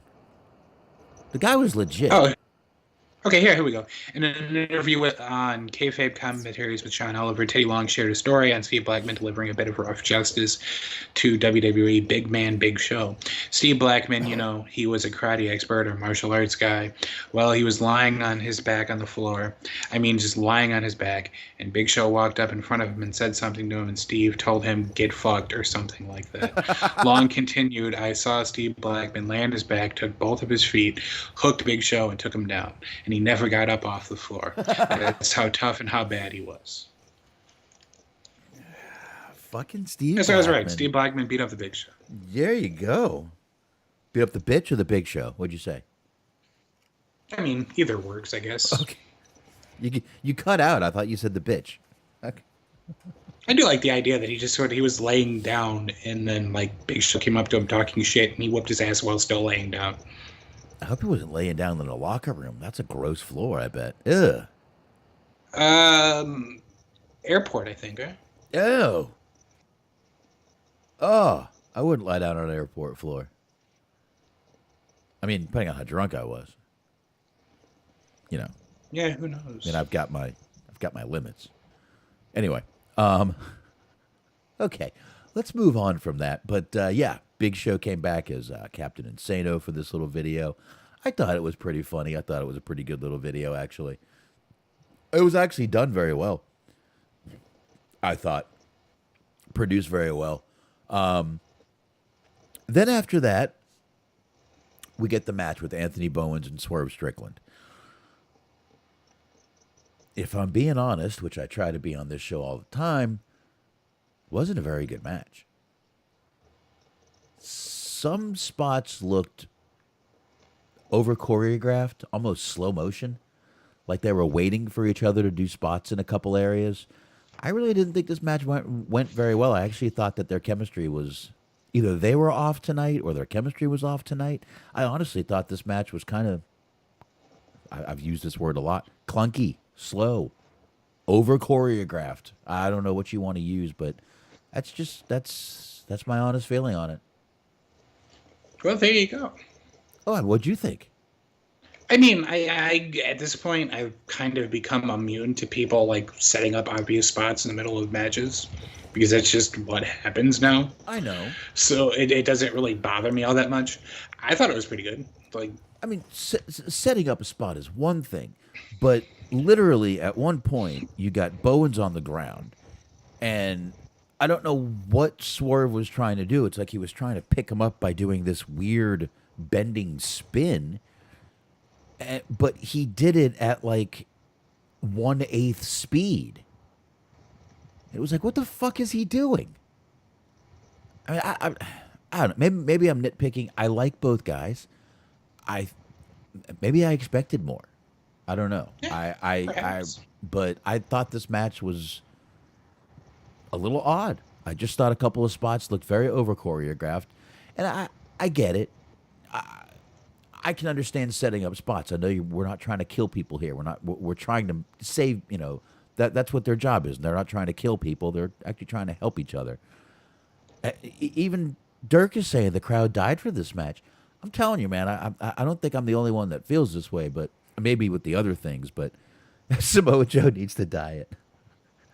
Oh, wow, okay. I'm glad there was a T there. I was like, wow. But my goodness. Oh shit. Anyway, I don't know, man. I don't know. I'm just trying to be honest. I'm not going to sit here and say I liked every match when I thought this one was very odd, very weird. We're coming up to Mojo anyway, Christopher. That pull apart wasn't great. Schiavone's in the ring with Samoa Joe. Samoa Joe is going to address what happened with Wardlow last week when he attacked him. Hobbs comes out. I still say Hobbs looks more jacked than ever. I don't know what he did. All right, I can guess, but we'll just leave it at that. Hobbs comes out. He's like, "Look, I'm the one been kicking Ward."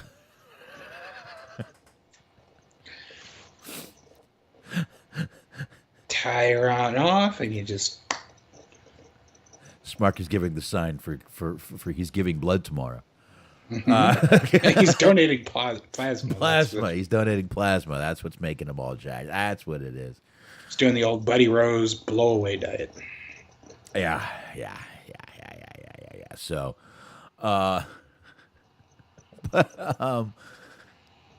Hobbs came out and was like, "Look, I'm the one that's been kicking his ass. I should get this fucking shot." They brawl. Everyone brawls. Wardlow comes out. Wardlow does his usual, "Look, I'm going to take out all the security because I'm big badass man." And that was about it. I mean, it wasn't. It was really kind of much funny because, like, when Joe comes out, they try to put over the fact that he's a heel now. So it's like, well, the crowd's responding differently to Joe this week. And then immediately afterwards, it's followed with the crowd just chanting Joe, Joe, Joe, Joe as he walks through the ring. It's like, no, they're not really. They're not really responding all that differently to him. Probably because you fucking, like I said, threw ice cubes at Wardlow. He's not as hot. Like, he's kind of the afterthought of this whole thing. They really did cool him off, man. You're right. You're 100% right. You know what? Putting him in the ring with Joe isn't the best idea. No matter if Joe's heel or face, the crowd loves to chant Joe, Joe, Joe. Joe's gonna kill you. They're gonna chant it, whether he's heel or face. I think this is a bad idea. I would rather see Wardlow versus Hobbs. I would rather see that than Wardlow versus Hobbs versus fucking Samoa Joe. I think that's what it's going to end up being, a triple threat. Yeah, it'd be kind of fun. Be a Haas match. But, like, I didn't even think about it until you summed up the promo, and you're not exaggerating. That really was what the promo was like, Joe came out and was like, well, I kicked Wardlow's ass. And then Hobbs was like, well, no, I've been kicking Wardlow's ass for weeks. And it's like, Wardlow's your champion.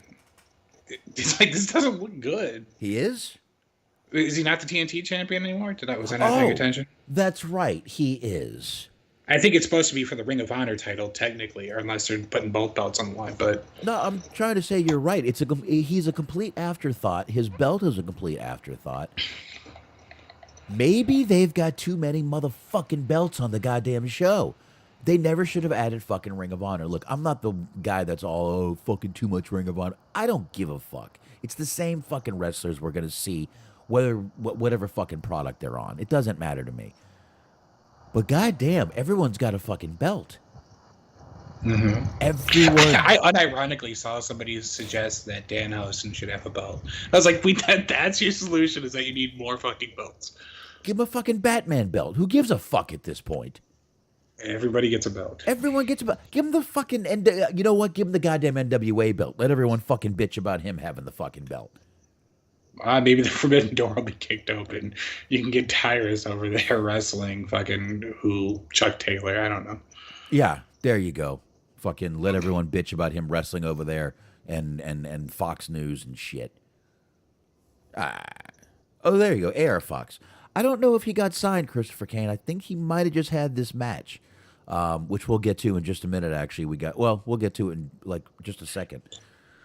I don't. They're starting to do things weird because, like, I fucking right out of the week after he had the match with Jericho, I read an article from the Observer that said that Bandito got signed, and then a month later there was an article that said that Bandito got signed, but it was a new article. Right. So it was like, what the fuck? It's getting confusing as to what the hell is going on. But yeah, I don't think he's signed yet. He might be eventually. Oh, hopefully, it'd be nice for him. No, he is now. They said he made it as official. Tony Khan made it official. AR Fox. Bandito's for sure signed. Yeah, Bandito's for sure signed. AR Fox, I don't know. Let's wait till we see the.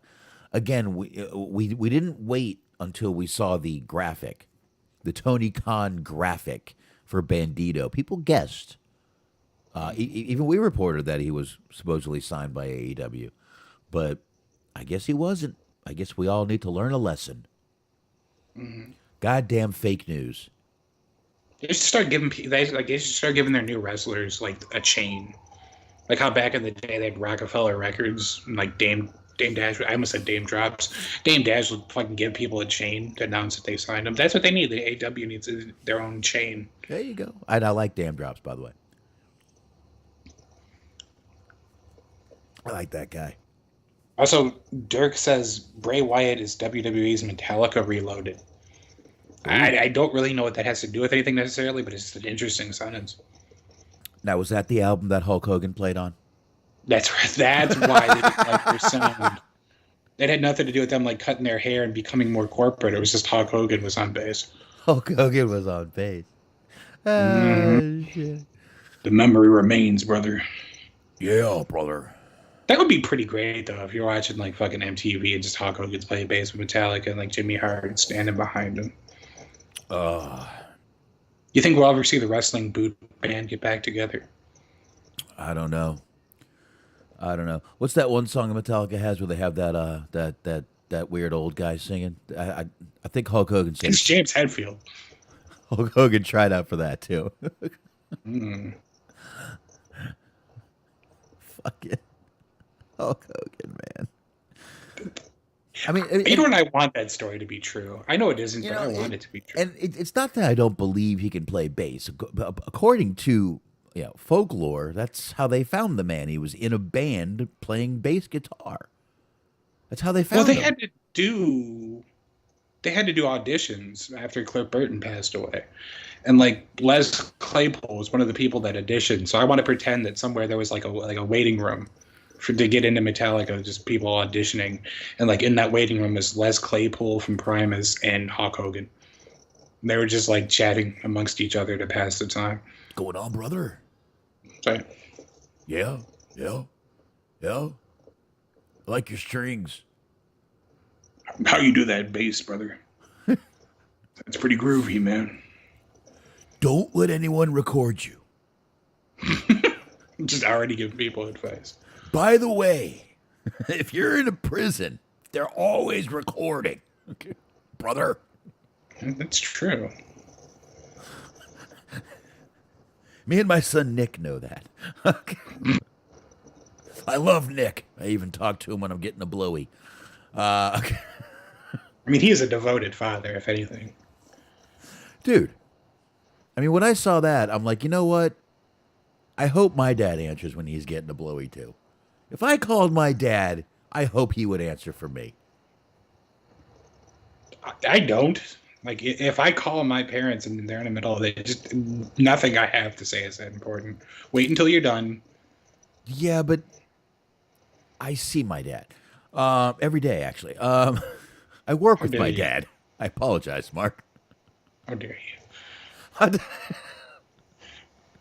Aw, Dadless in Nashville. There's the ill-fated sequel to Sleepless in Seattle.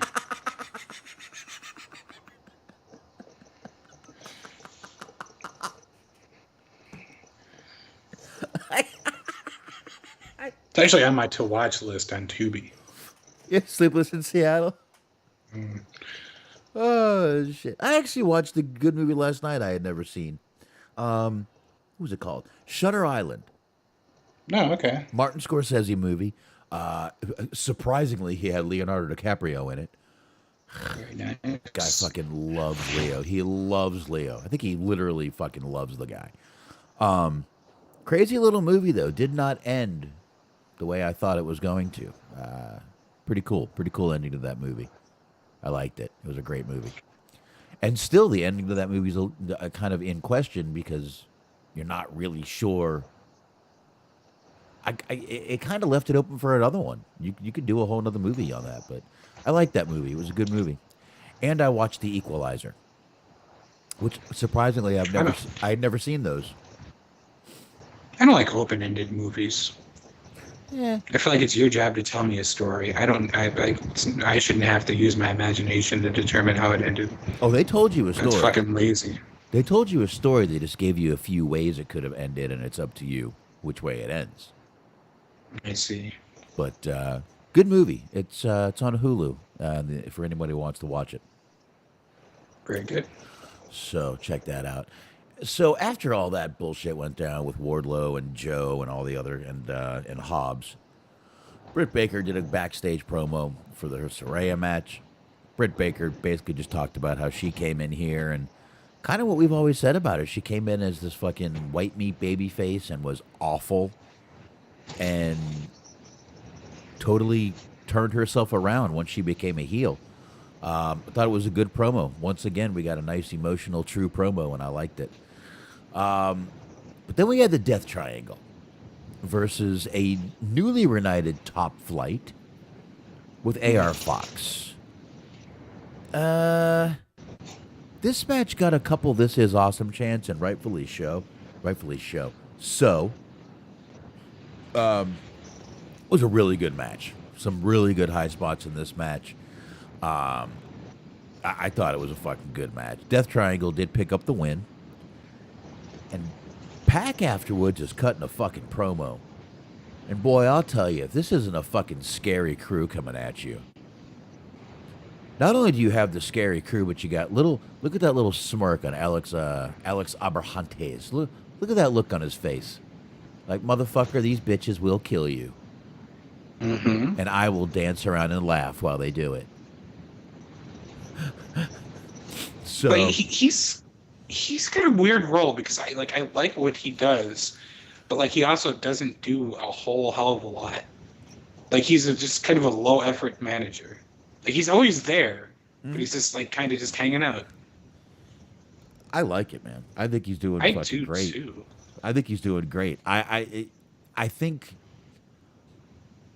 Honestly, dude, when he came out in the beginning, he was really kind of over the top, and I think maybe they thought he was taking some of their steam. I think they kind of told him to just be in the background and do what he does. I think he does well. I think he's not overpowering anymore, and I think Ray Phoenix could go up a size in pants, according to the Dunlap he's got there, where his belly's Dunlapping over his pants.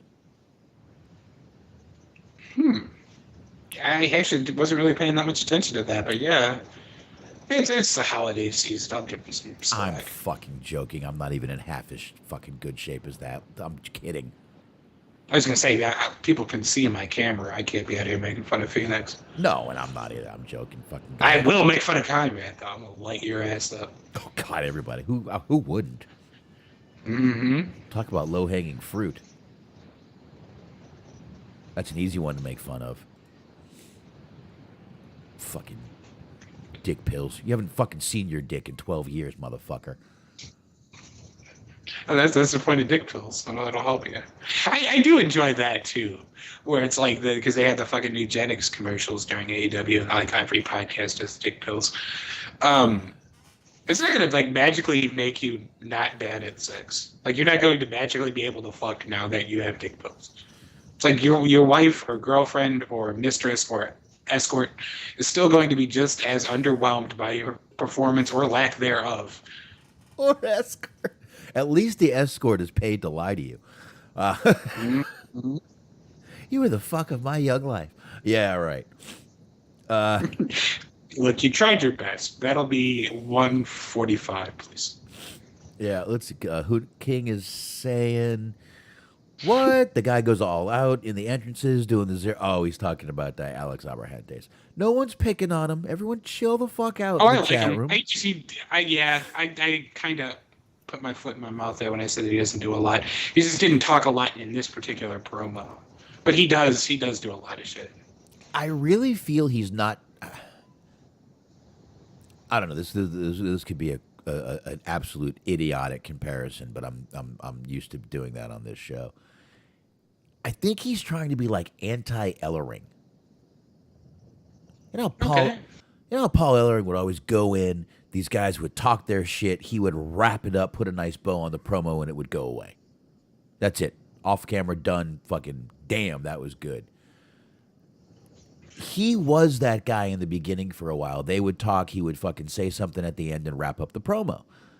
I haven't seen him do that in a while. I think he kind of just decided that was not going to work anymore. But that's who he reminded me of when he was first doing that. The Paul Ellering, the guy that would take the, maniac and the fucking, and the animal, hawk and animal, who said some crazy shit and tie it up into a nice little bow, make it make more sense, and then that was it. I know a lot of people say Paul Ellering is useless. I say go fuck yourself to those people. Anyway, it's like I said, the comparison may be stupid, but I think it's almost like he's trying to be the anti-Ellering. He doesn't want to do that anymore, but he was doing it. But it's kind of like he changed. Now he's just in the background being a hype man more than a manager. Yeah. Which I'm fine with. I'm fine with that. But let's see. I got too many pictures on here. I'm losing my spot with my pictures. I think my favorite thing about him was when they were having that feud with House of Black, and he just started showing up dressed like a druid. Yeah. Because I like the idea that either he had already had, just from a kayfabe perspective, that he either already had that outfit laying around and decided that now is the time to break it out, or that he decided to buy that outfit in order to just send a point, to send a message. I'm not sure. I enjoy the idea that he decided that he was going to dress up like a druid. Yeah, I'm not sure which one, but either one of those is entertaining in itself. Mm-hmm. In a way, I guess. And after this match, we did find out that we are getting the Elite versus Death Triangle with, once again, Kenny Omega and the Young Bucks coming back. Everyone's excited. They love doing this sort of meta, kind of self-referential fourth wall breaking shit. Do you think there's any chance during that match that you have Alex either throw a chair or attempt to bite Kenny Omega? Oh, that'd be awesome. Oh, Omega's got to bite somebody. Mm. I bet you he does. I'll bet he bites an arm. Watch. That'd be pretty. You I wouldn't watch. be surprised. I wouldn't either, because these guys, that's exactly what they do. All three of them, they're fucking trolls. Mm-hmm. Absolutely, I could see him fucking biting somebody. Absolutely, I could. So, let's state the obvious here, Smark. Elite coming back, Kenny Omega, Young Bucks. That leaves two people. One has already been released, which leaves one person. Leaves CM Punk. What? I mean, I saw he was on a little MMA show doing some commentary this weekend. What becomes of Punk? Does he come back to AEW? Rumor is some of the wrestlers don't want him back, and Chris Jericho that night before this even went down supposedly called him a cancer to the locker room. And obviously, you know what you do to a cancer. You cut it the fuck out. So, with the Elite coming back, Nothing's been reported that Punk is gone definitely. So what do you think happens here? Is Punk not coming back to AEW? Does he stupidly go back to WWE and ruin his reputation, which I think it would do, but I don't think he gives a fuck about that. I don't know, man. Give me some answers here. Yeah, maybe he's going to be feuding with Tyrus soon over there in the NWA. He praised him in the Pipe Bomb promo. He said that he had like talented wrestlers like Tyrus out there shucking and jiving for you. Maybe this is some long-term storytelling. We didn't call him Tyrus, we called him Bryce Clay. But there you go. I think he's done. I mean, it's a little bit hypocritical to be like, this guy's bad for the chemistry of our locker room. We need to get rid of him. And then to like still have Sami Guevara there. But I mean, it's neither here nor there. All right. Now to defend Guevara, the last little scuffle he got into, he never threw a fucking punch according to the crowd that was there. I mean, a couple people have gone after Guevara. Kingston supposedly I went think after that makes him. it worse. I know. Because I mean, okay, to be fair, like Andrade did sort of start that because he told a story. So like he was the one that made their kind of dislike for each other public.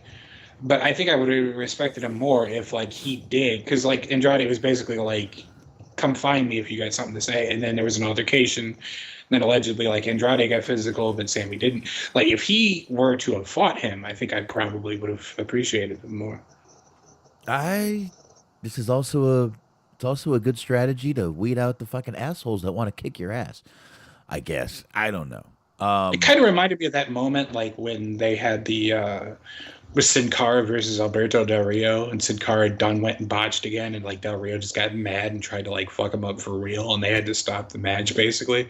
Like that's what it reminded me of. Is you just had one person that wanted to kill the other person, and then the person that didn't want to fight was very much trying to back down at all costs. Yeah, I see where you're going. I got it. I don't know, man. It's the whole thing is fucking just bullshit to me. Again, there was a fucking. I will say that's a positive, I guess. There's been like probably about 3 weeks or so where there hasn't been any like drama, like nobody's tried to fight each other backstage. I am really curious though, more so than pay-per-view, honestly. I don't mean to shit on anything they're doing because they got some good feuds, but I'm curious if there's going to be a press conference after the pay-per-view. I would say you do it one more time, and then because it's the last pay-per-view of the year, and then you're like, well, 2023, we're doing different things, and then that's one of the things. It's like no more press conferences. Yeah, like we're just gonna leave after the fucking show. Bring back the hotline. Oh, The fucking hotline. WCW had a hotline. WWF had a hotline. That would be a bad idea. But really, what they could do is literally just have who does that podcast? Tony and AEW Unrestricted. It's Tony and Aubrey. Edwards. Throw them on after the fucking pay-per-view. They were, I think, for a little while. Is that what they were doing? Okay. They would do it after Dynamites for sure. I remember like during like when the company was first going, or like maybe even it was during COVID era. I'm not sure. I forget. But that they did do post shows where they would get on YouTube and Tony would read comments, and then they quickly realized that Tony reading comments live was a bad idea. Because like there were some people that got him to say some things that he probably regrets saying, but like yeah, people had their fun. And this one from Suck a Dick Say What? What? Pretty much. Okay. What? Okay. It's like Chris 3776 says the dogs are in the oh fuck.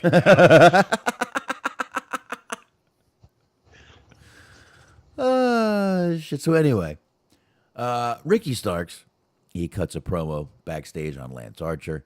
Obviously, Lance Archer fucking attacked the shit out of him last week. They now have a match on Rampage because where else are you going to settle scores? Why do it on Dynamite when you can do it on Rampage? If only there's a pay-per-view coming up. If only there was a pay-per-view coming up. My God, what would they do? So we got. I hope that they don't like sour on pushing Starks, because that was another one. Like he had some real fucking star potential, but if like the blow off to his feud is going to be on Rampage, that's kind of sad. This may not be. This may just be the continuation of it. We'll see what happens on Friday, or we'll hear what happens on Friday. Ethan Page comes out, Stokely Hathaway with him. The ring announcer doesn't even get to announce him when he cuts him off. And he starts talking all this shit, how he's about to be the number one contender. This is an eliminator tournament match. And it was Ethan Page versus Bandito. And this is where we actually got the announcement that Bandito was officially All Elite. So, I don't know. I like this match. I'm not the biggest Ethan Page fan, but I liked this match, and I thought these guys worked well together. I didn't really see too much wrong with this match. Ethan Page did pick up the win and advance to the finals. So, I don't know. What'd you think? I'm kind of right there with you on Ethan Page. Like, I don't care for him all that much, but he's a competent wrestler. Like, he's not going to hurt anybody, and he's pretty good at doing moves, which is an important part of being a wrestler. So there you go. I do like Bandito, though. I think he's really good. Yeah. I think he's kind of underrated. It's nice to see him get an opportunity.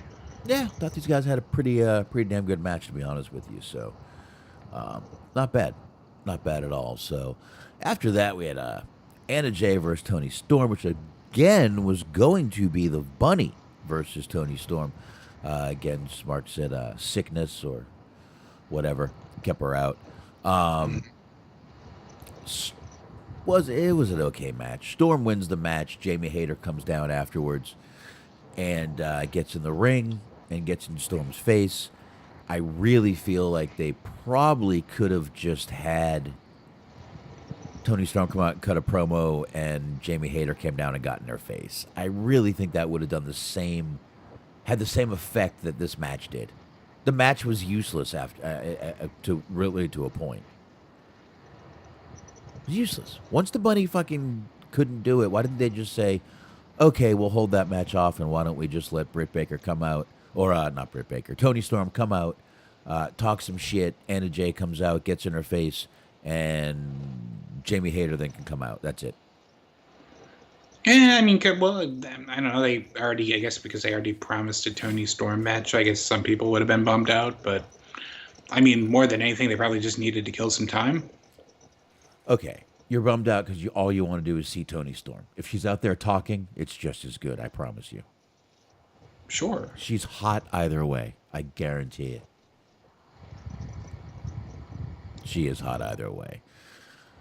So now we get down to the main part of this little main event here. We got Moxley coming down. He's swaying down to the ring, doing his best Axl Rose walk. What is that? What was that? It was like someone was walking on one of our microphones. Anyway, there it is again. There it goes again. Anyway, Moxie's swaying down to the ring. He's got William Regal behind him. Now, Smark, I got to ask you. Mm-hmm. I've heard a few theories about possibly Regal turning heel and helping MJF win the championship. Yes. What do you think about that? I think something's going to happen. Like, I don't think that MJF is going to be like a full-fledged babyface after the pay-per-view. I feel like more than anything, I feel like he's setting it up. Like, they're kind of setting it up so much so that you want to see him win, and then you want to see him become this, big, huge babyface. But I feel like it's going to be even more of like, I got you. Fuck you guys.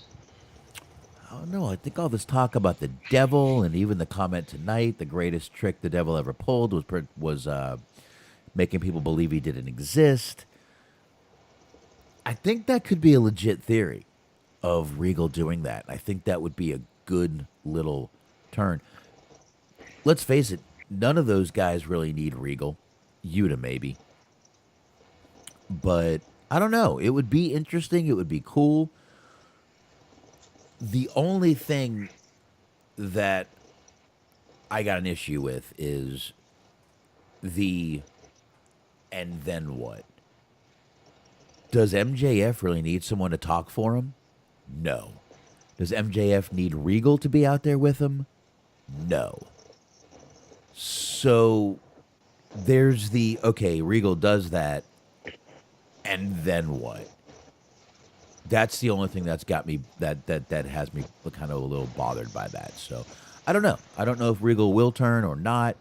I mean, the sort of the kind of counter to that argument is that, again, outside of Yuta, does anybody in that stable need Regal to talk for them either? Like Danielson, totally competent promo. Right. Claudio, sometimes not always the best, but he has his own charisma to him. Right. He's well enough. And then, of course, Moxley doesn't need it. Like, I feel like sometimes, like, I mean, I understand that more than anything, that is the point of managers, is to help people that can't talk. Right. But that doesn't always have to be the case. Like, sometimes it could just be a pairing because it's entertaining. Like, you know, like, there was a little while there where, like, Heenan would kind of manage Ric Flair sometimes. Yeah. Like, when he was in WWF, like, that first little run there, 92. It's like, Flair obviously didn't need Heenan, but it's still a good pairing. It's still fun to watch. I know. I get it. And it's kind of cool that people are actually having these little theories and talking about this and talking about that. It's good. It's good that this match is unpredictable. I feel MJF needs to get this title, and I think this is the best time to give it to him right now. Right, but we'll see.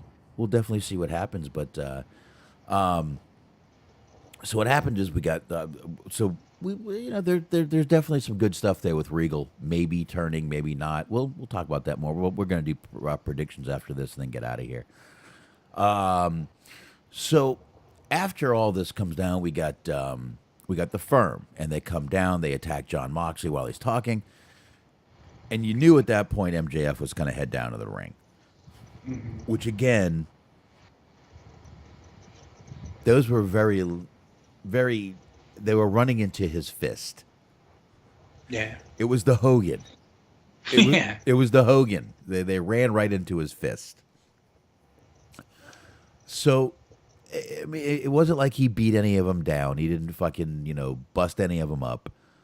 It was pretty simple. Nice little, little simple beat downs. So again, this could be MJF again being a little tricky here. Again, the devil. You never know what the devil is doing.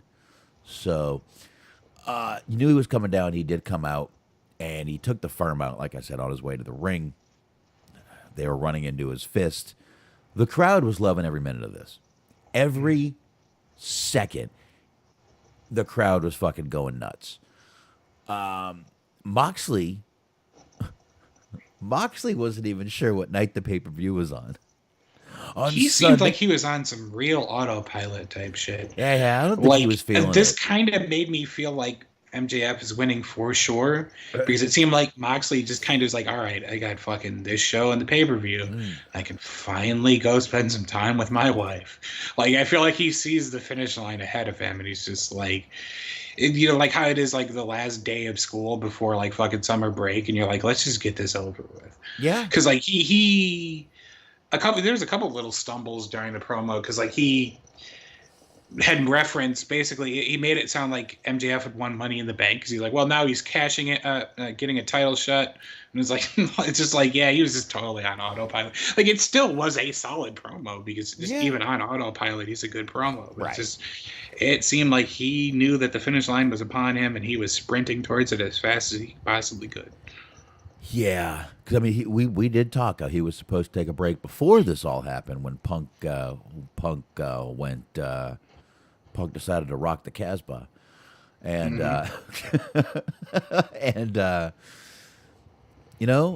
said before, I thought it was really cool of Moxie to come in and cancel his fucking plans, do this, do that, and come in and be the fucking guy. I think he's done a great job too. I think he's done a great fucking job. And I mean, look, they have done a great job, in my opinion, of building this match as the biggest match of MJF's life.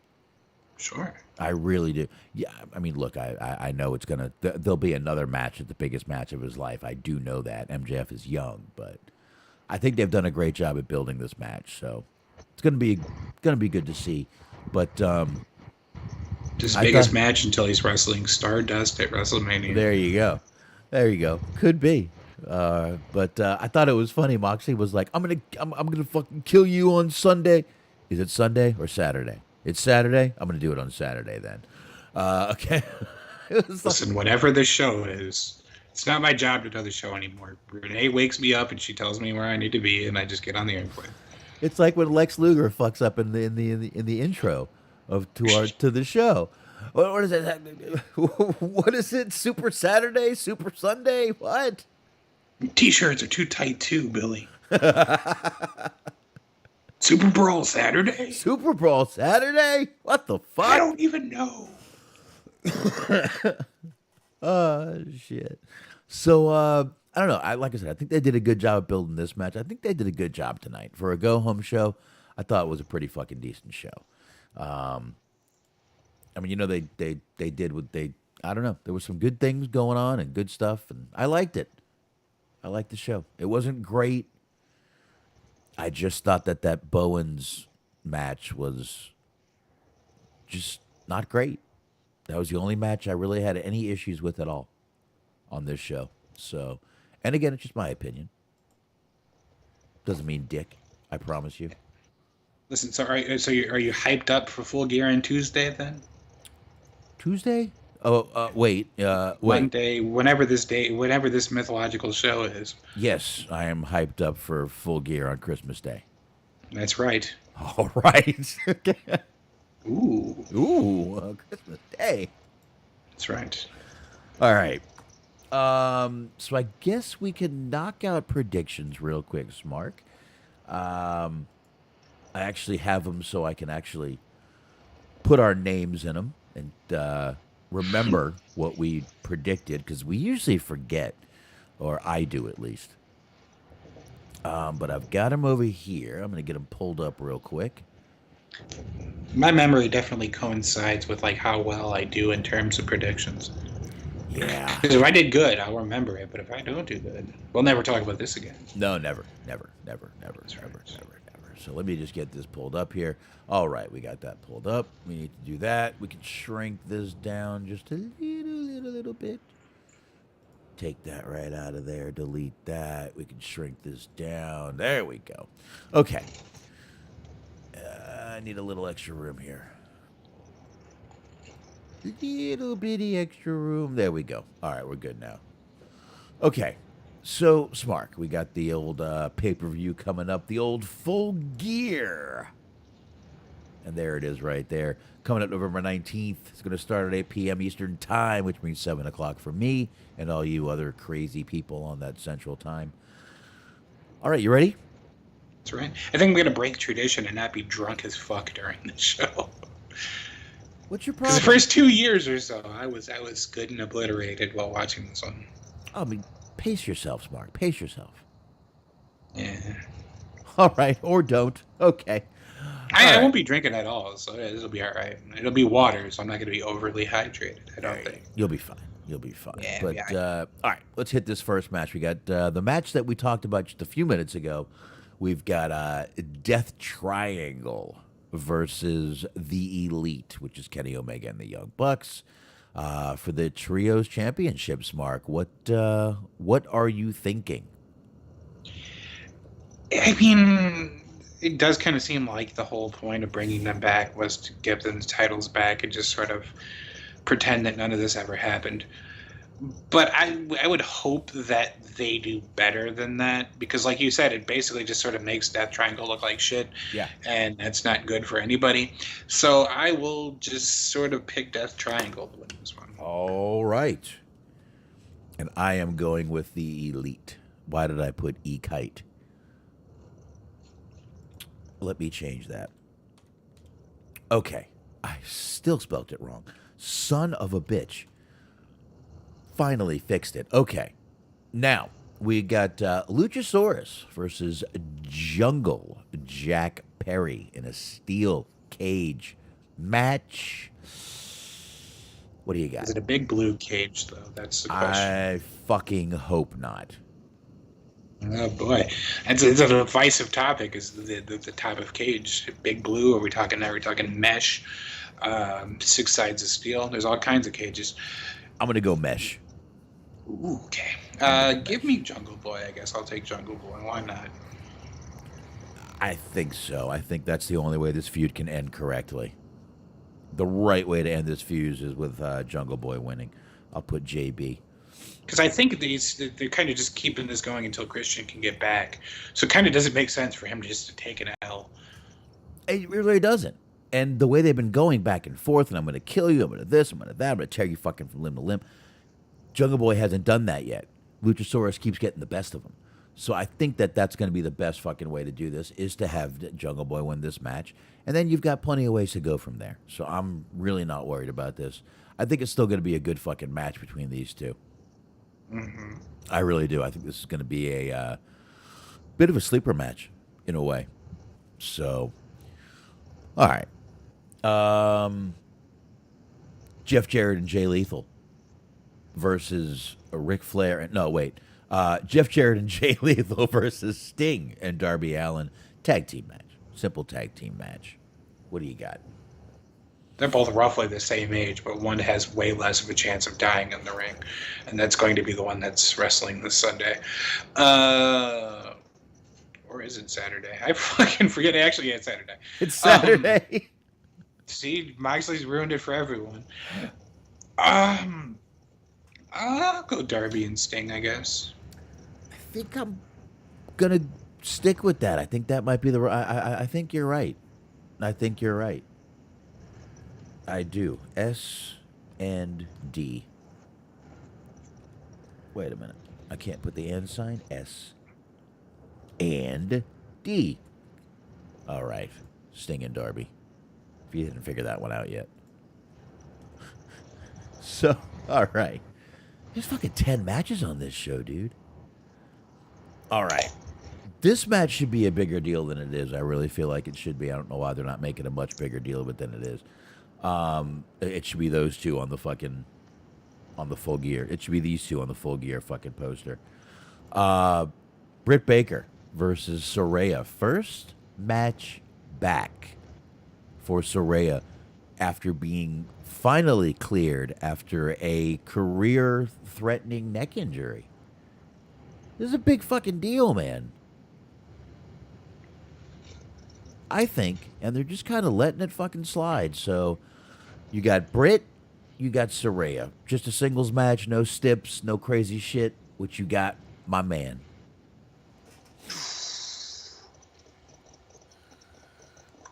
You know what? I'm going to go out on a limb. And I'm going to say that Britt Baker wins. Because it seems like it would be the most obvious to have Saraya win. But I feel like you could tell more of a story, or you could keep this feud going if you had a way to, or if you make a way for Britt to cheat, cost her the match, and then you have the next couple weeks are built on she cost her big moment. See, I'm the opposite. I think Britt does cheat. I think Saraya catches it and stops it and still gets the win. Yeah, probably. I mean, more than likely she's going to win, but it almost seems more interesting. Yeah, if she's going to be wrestling full time, you could make that first win more meaningful if you have her just kind of get upended the first time. But then I guess maybe you have her and she looks bad if she loses right off the bat. I don't know. I think her first match back over this many years, there's no way you can let her lose. Yeah, probably. No way. But yeah, you can go against the grain. You never know with AEW. They could trick you. Now, we got 3 women's matches on this card, which for a pay-per-view is pretty fucking good. Jade Cargill versus Nyla Rose for the TBS championship. Now, remember, Nyla Rose has stolen the championship, and they're still calling her a champion. Very odd. But what do you got? Jade. Yep. I don't see any other choice in this match. I 100% And I've agree. said this before, but this is the match that I'm the most curious about. but like for the wrong reasons. Because this has the potential to be like really bad. It does. It does. Like I get it. I get could it. be good, I guess. Like I feel like best case scenario, it's just sort of watchable. But like I feel like this has the potential to be really bad, and it's not necessarily either one of their faults. No, I mean, it's the blind leading the blind. Yeah. I hate to put it that way. It's not right to put it that way. But to be blunt, it's the blind leading the blind. Jade Cargill is not bad in the ring, but she's fucking green. She's new. I mean, just because the name is Jade doesn't mean she's green. I get it. But she is. And Nyla Rose, not the best in the ring. I'm sorry. Nothing to do with nothing. Stop that. Don't even fucking go there. Not the best in the ring. Plain and simple. I think Jade's going to win this match. But I still think Nyla Rose leaves with that title. Could be. But I still think Jade wins. I still think Nyla leaves with the title, steals it again. So we got a four-way match here. We got Jericho versus Danielson versus Claudio versus Sammy Guevara, which is basically a takeoff of the match we saw tonight, which was Jericho and Guevara versus Danielson and Claudio. So this is for the ROH Championship, four-way match. Basically, it's a fatal four-way. Jericho's obviously champion. Does he retain? Or does it go to one of these other chodes? I mean, gentlemen. Gentlemen, I do agree with the sentiment that they need to hurry up and like give Ring of Honor a show already, because like it just kind of seems meaningless that they're defending a belt for a company that kind of technically still doesn't exist. That being said, I'll go with Chris Jericho. Jericho retaining? Yeah, he's gonna retain. I don't know about that, man. I don't know about that. I don't see the reason to put it on Danielson, honestly. I don't see the reason to put it on Bryan right now. I really don't. Claudio, why? Only other person I see is Guevara. I think they might tease some more tension with Jericho and Guevara. I think Jericho is going to almost win. Guevara goes in, ends up doing something to make Jericho not win. I got a feeling they're going to... I'm going Guevara. See, the thing with that, I would say, is that I feel like we've already seen that storyline with them, with Jericho and Garcia. And like we just saw it. And if you have Guevara win, does that mean that you turn Guevara face? That's a really, really, really, really, really bad idea. No. I'm not saying turn Guevara. I'm just saying he gets it. A little tension. I'm not even saying that he's going to end up leaving, JAS because of this. A little tension. I think they like the tension between Jericho and Guevara. It works well. Jericho is a smart ass anyway. So him being smart ass to Guevara, making little fucking digs, I think would be a good thing. Especially, you've got to remember the holidays are coming up. Mm-hmm. You're going to be looking at some stuff to have some fun with.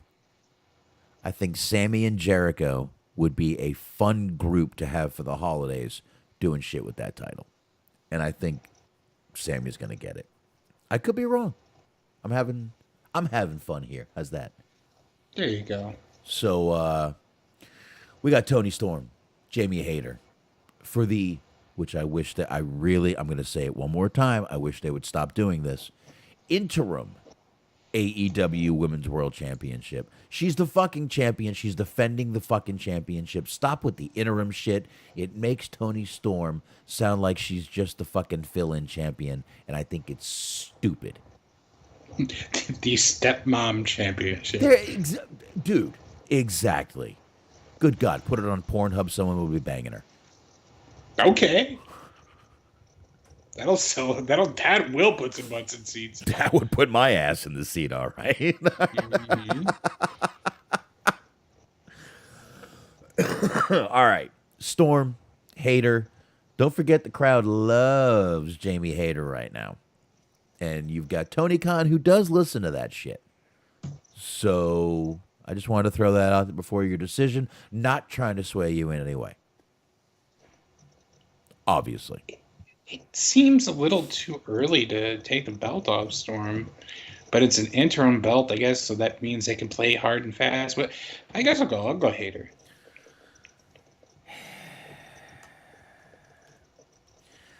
I think I have to also. I think I'm with you there.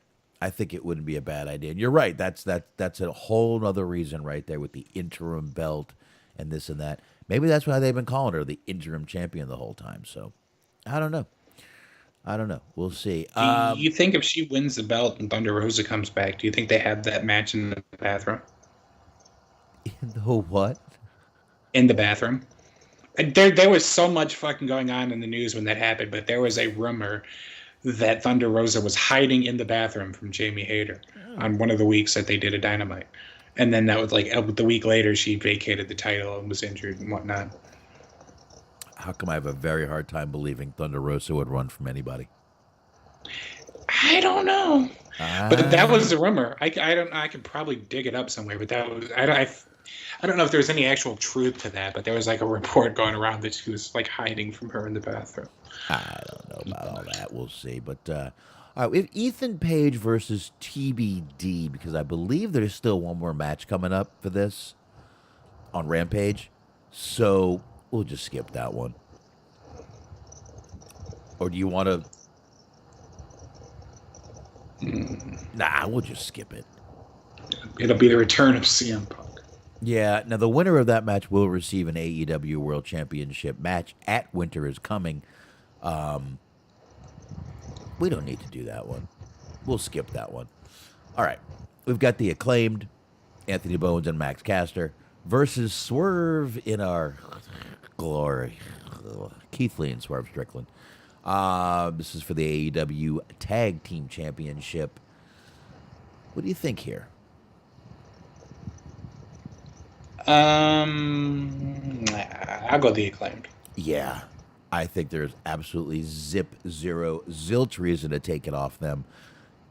The crowd still loves them. They're still hot for them. I don't know why you would do anything else, so I'm 100% with you on that one right there. The Acclaimed. Oop, wrong spot. Excuse me. A little burp in the microphone there.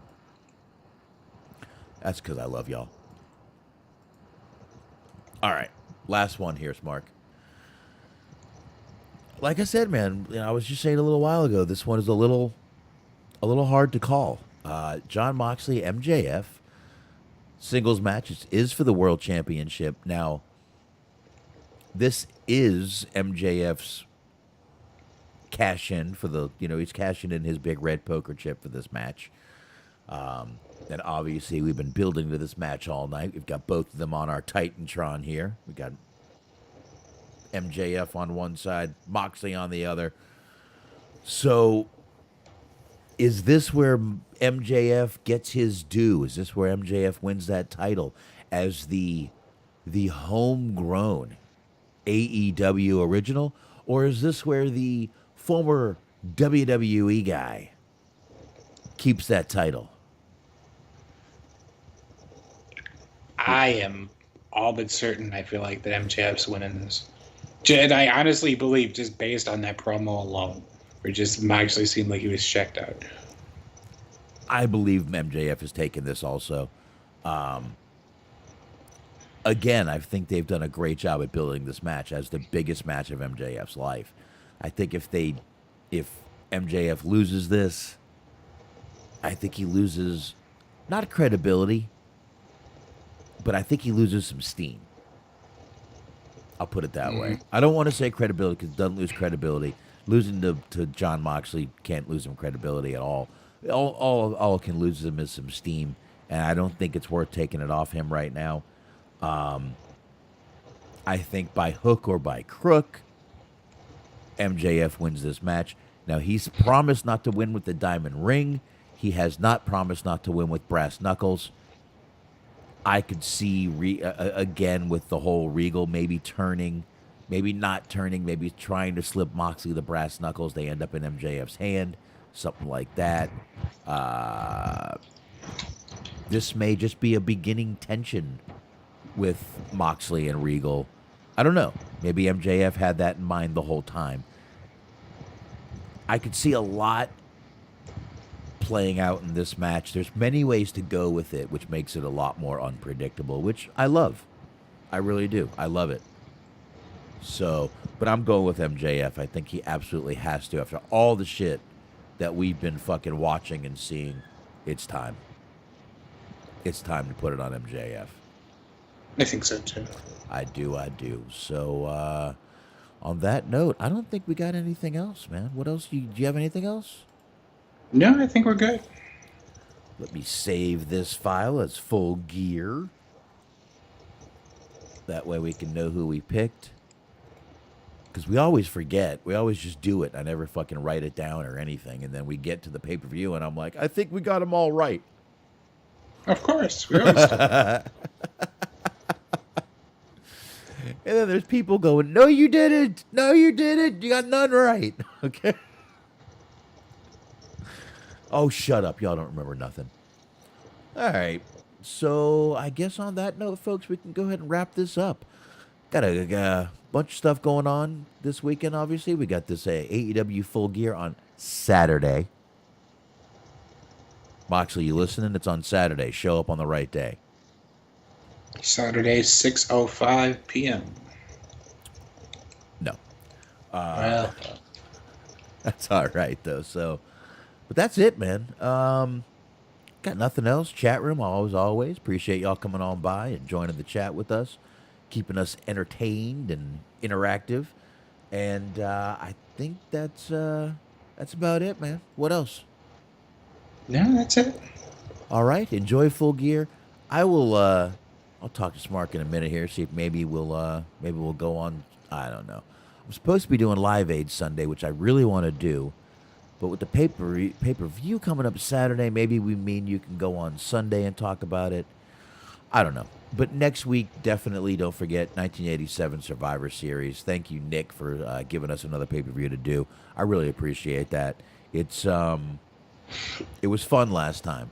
And I think this one will be. This is even earlier. This is really my time of watching. So I think this is going to be another little good trip back to the old nostalgia days, Mark. That's right. So all right, folks. We'll see what's going on this weekend. You may hear from us. You may not. Don't forget. That's why you should always be subscribed to our YouTube. Hit that little bell. Make sure you know when we're going to be live. And like the video.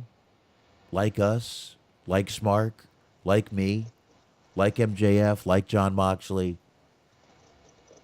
Do all kinds of stuff. Follow us, subscribe to us, enjoy the weekend. See ya! Adios.